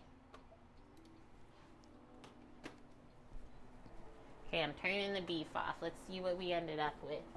I'll try and pick out the pieces that are really nicely done. So this didn't get braising until like around 1 p.m. my time. So this is just after the 2-hour mark, actually. It's not braised for that long. Most meats are like 3 hours or so. So let's see how we did.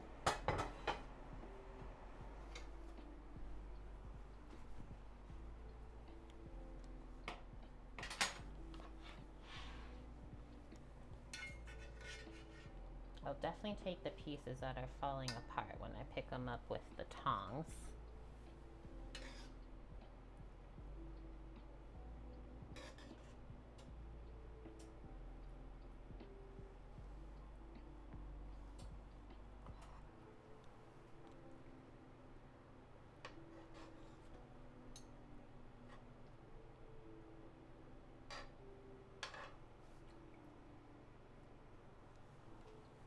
That's where we ended up so far.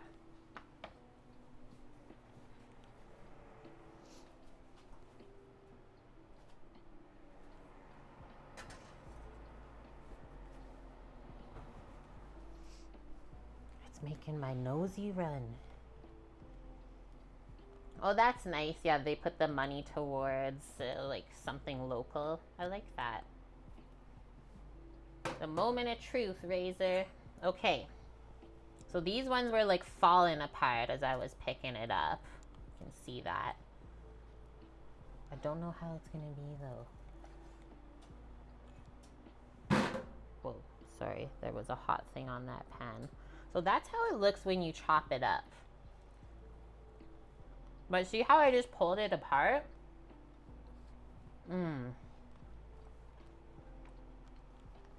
I gotta give this nugget to Samo.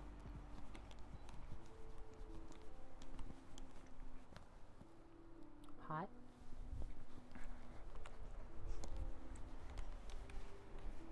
The flavor is really good. Just gonna let that rest for a moment while I take the rice out.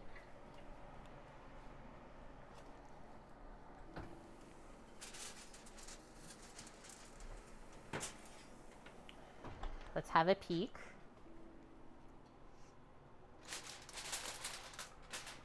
Rice is done. We'll let that finish steaming out of the oven. Let's just turn it off right now. The beans and corn can hang out there and stay warm. would be better in a slow cooker or instant pot. If you wanted it done in 2 hours or less, for sure. But when you're traditionally braising it, like I said, it usually takes around 3 hours anyway, so I already knew that. But let's just see how much this just starts to fall apart. And then I will re-sauce this with the stuff from the pan. Just put it in a little bowl and toss it around, and then that will absorb that. Like, just to show you what I'm cutting through. I like that texture.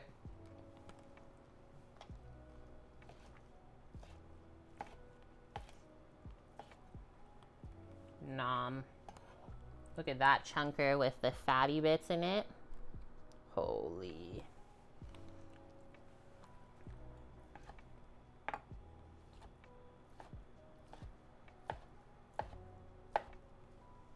I am not struggling to cut through that at all. It's almost cut in like steak, we could say.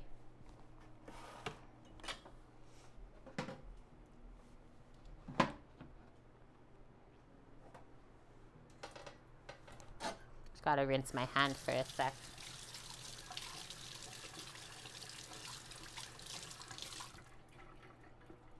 Okay, I'm gonna grab a ladle.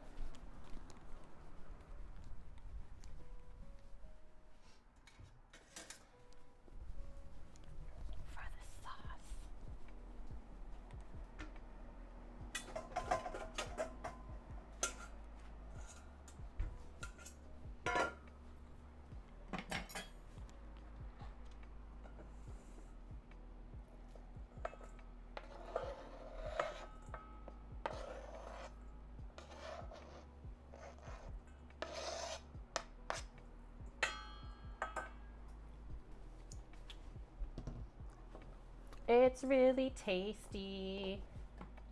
Do one of those over or around that, let's say. Try to not get too much of the fat. So that's what that looks like now. Ooh, hello garlic cloves. Hello there. Little garlicky surprises.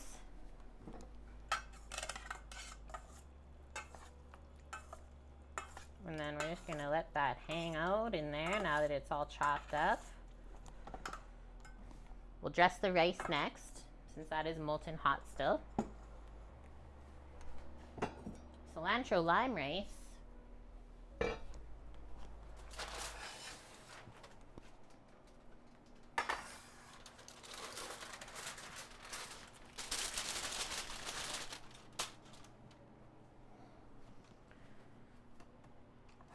Is hot, so just be careful. So we have a lime zested and then half of the juice. It went like yellow. Interesting. Pour that over because we're going to be mixing this stuff in. Some chopped cilantro. Probably a bit of salt and pepper, I would say, so it doesn't taste bland. And we'll fluff that up a bit. Easy Weezy. How do you feel about emotions making it into your cooking? Like if people ask if you were angry when you were cooking something that came out spicy. I always say, like, you can taste when someone cooks with love and was really happy with what they were doing. I think you can definitely taste it if somebody was cooking something and they didn't want to be. It won't taste as delicious. There'll be something missing. I don't know if it'll like make it more spicy than it should be or anything like that, but I kind of get what you're saying. I need a cloth to hold this because it's really hot. So see how the rice didn't stick to the pan at all? Just perfectly fluffy, not lumpy. I frickin' love this method of rice. And everyone can say thanks to Samo for teaching us. And then I know you learned this from somebody else, right? From the camps? What? Oh, he's not listening. No, I wasn't. I said you learned this rice style from someone else, and I learned it from you. Yeah.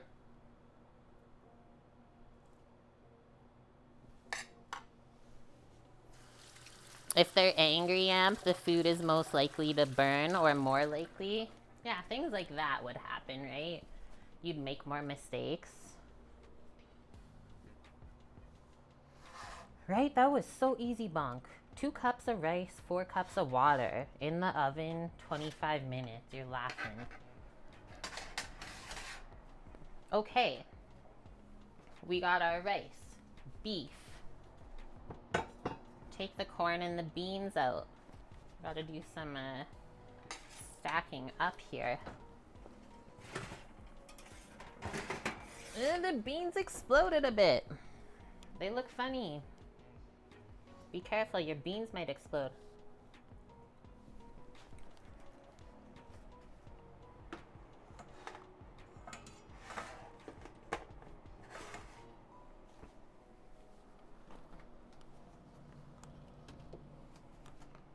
Avocado, feta, tomato, sour cream.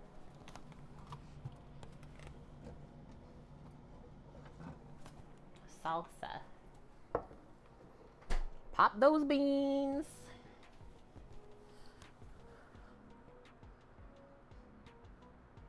Rice and corn are grass. That's where they're derived from. Okay, so first things first, I think we'll load up like all different components again. Usually I do, maybe we'll go like half of the pan we'll fill with the rice and the meat, and then we'll do the rest of the stuff around.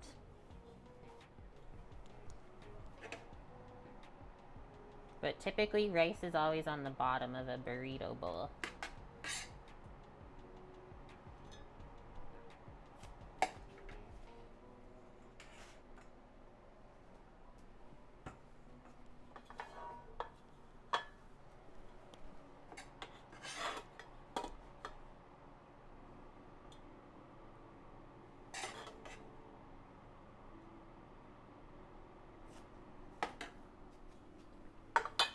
Boom.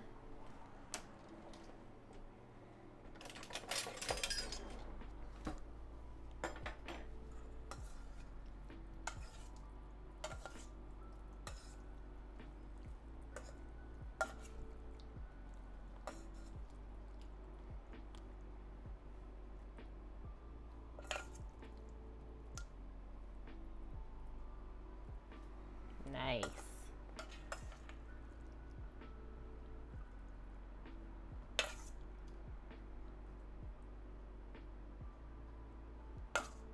Some of the meat pieces, like I'm picking them up with the tongs and they're almost like falling apart. That's all right. Okay, I'm gonna go do the corn and beans next.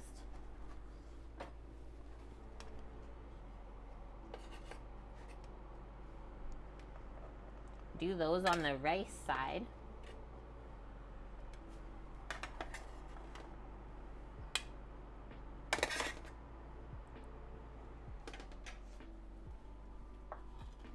Like that.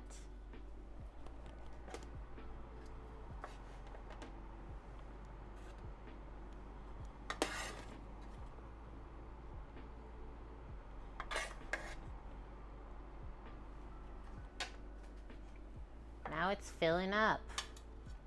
It looks really dark in here. One sec.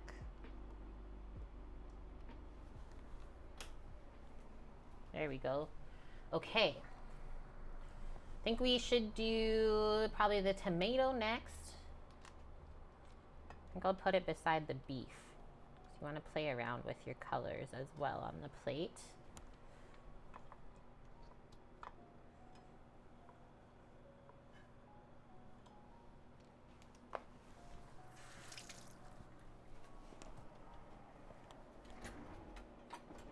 Spoon for the avo.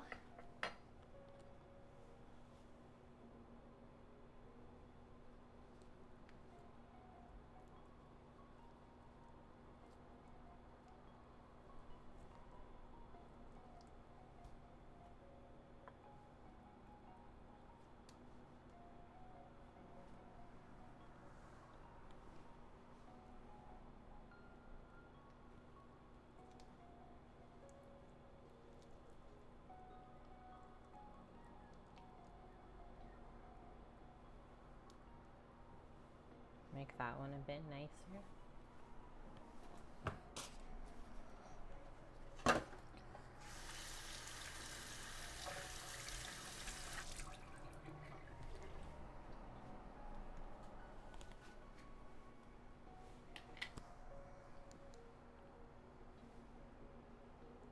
Dollop of the cream.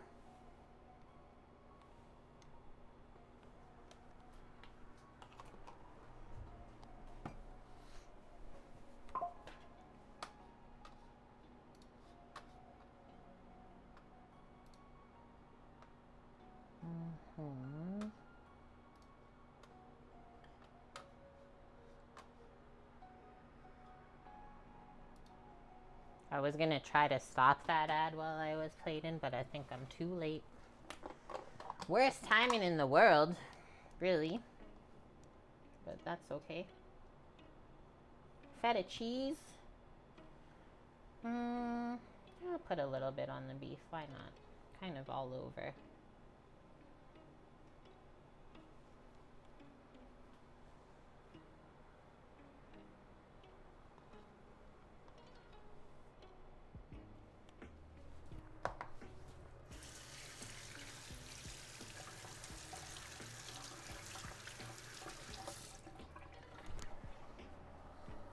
I have salsa if we think that's necessary, but I don't think I'm gonna put it on the plate. Now just finish off with your sprinkle of cilantro all over, as long as everyone likes it.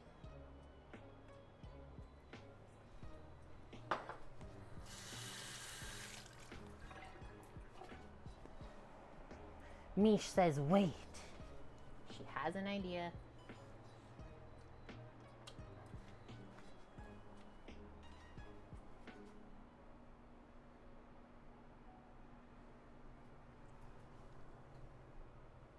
It looks more colorful on the phone cam. Just got a bit dark in here, that's all. The sun is setting. That's a plate of plates, though. Ooh, I like that one, Mish. There's been feta served X amount of times on stream. We'd have to go back and see.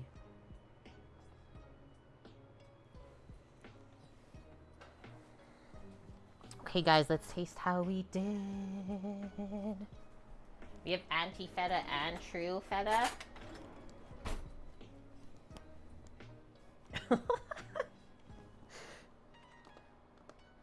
We're serious about our feta here, okay? Guys, I need more water in my life.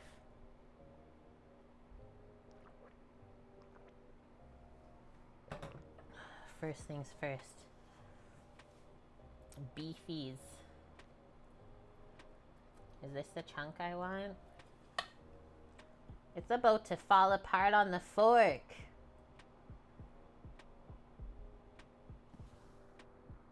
That looks insane.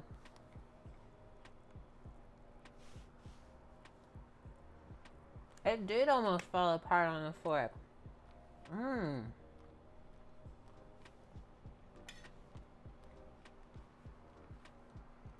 Now that it's rested, guys, it's like super tender. What is that about?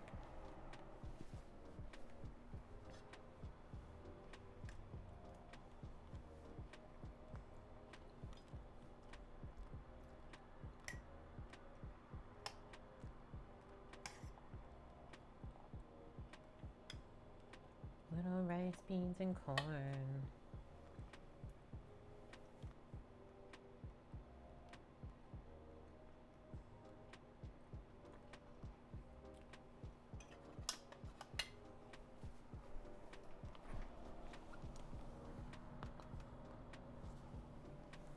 I was reaching for the hot sauce, but it was up top. At first I thought we were all out. It's a little dry, this stuff together, Greek. Needs like hot sauce or something like that. I guess I could have chopped a bit of lettuce. But nothing spicy, so I thought that would be yummy. Some homemade hot sauce. Hello, Jay. Thank you. See how that is. And I mean, I didn't mix in the sour cream at all yet either. The tomatoes will add moisture too. So it's really one of those things you can eat however you want. Some people mix it all together. Some people like to eat it separated. With the hot sauce, guys, yeah.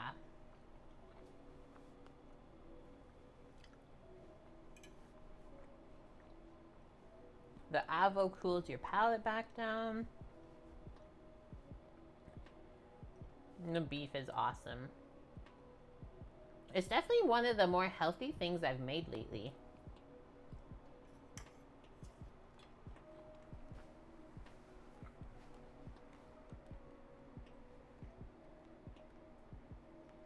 Feta, yes.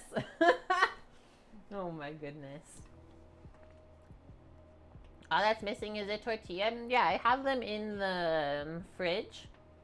So I thought I would prep all this as bowls, and then if there's leftovers come like Monday or something, then we could make a burrito from it, Amp, because my tortillas are quite a bit smaller. But that would be good. You got options, guys. Okay, we're wrapping up. We're going to see who we're going to raid today. Everything turned out really good.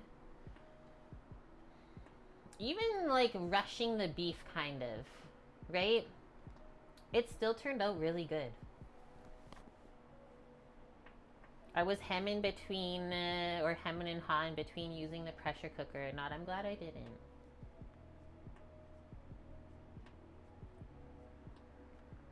Oh my gosh, the dog on Chaotic Good Mages. Fun. Thanks, Cameras, for being here. Okay, we can't go see Steve. That's for tomorrow. Excuse me. Oh, Belcher approved for the chef. Thank you. Chef Negan is on, or Chef Nagin. The Concoction Lab, cook along. What else? Bree TV is doing a birthday bash.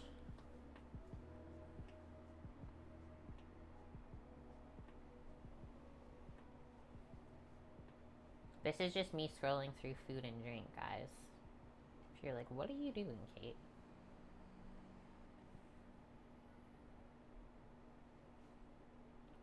I gotta open this up to see my follower list.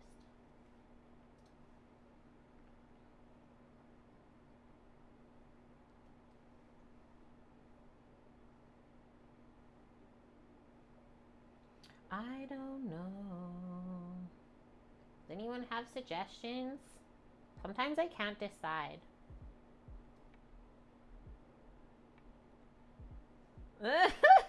There's like 3 little kids doing a Hot Ones Pringles challenge. I don't think they're supposed to be on Twitch right now. We will not go there. Okay, we're gonna go see Chef Nagin because I haven't seen her since last year. Hot tub streaming? The blame needs an edit too.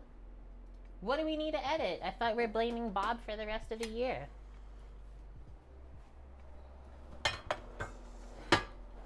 Get out of the way, everything. Got no room for my keyboard. Let's go stream or raid a hot tub. Edit out the emote. Oh, because we were blaming Mish for a bit. I see. It's the year of Bob's. Let it be known.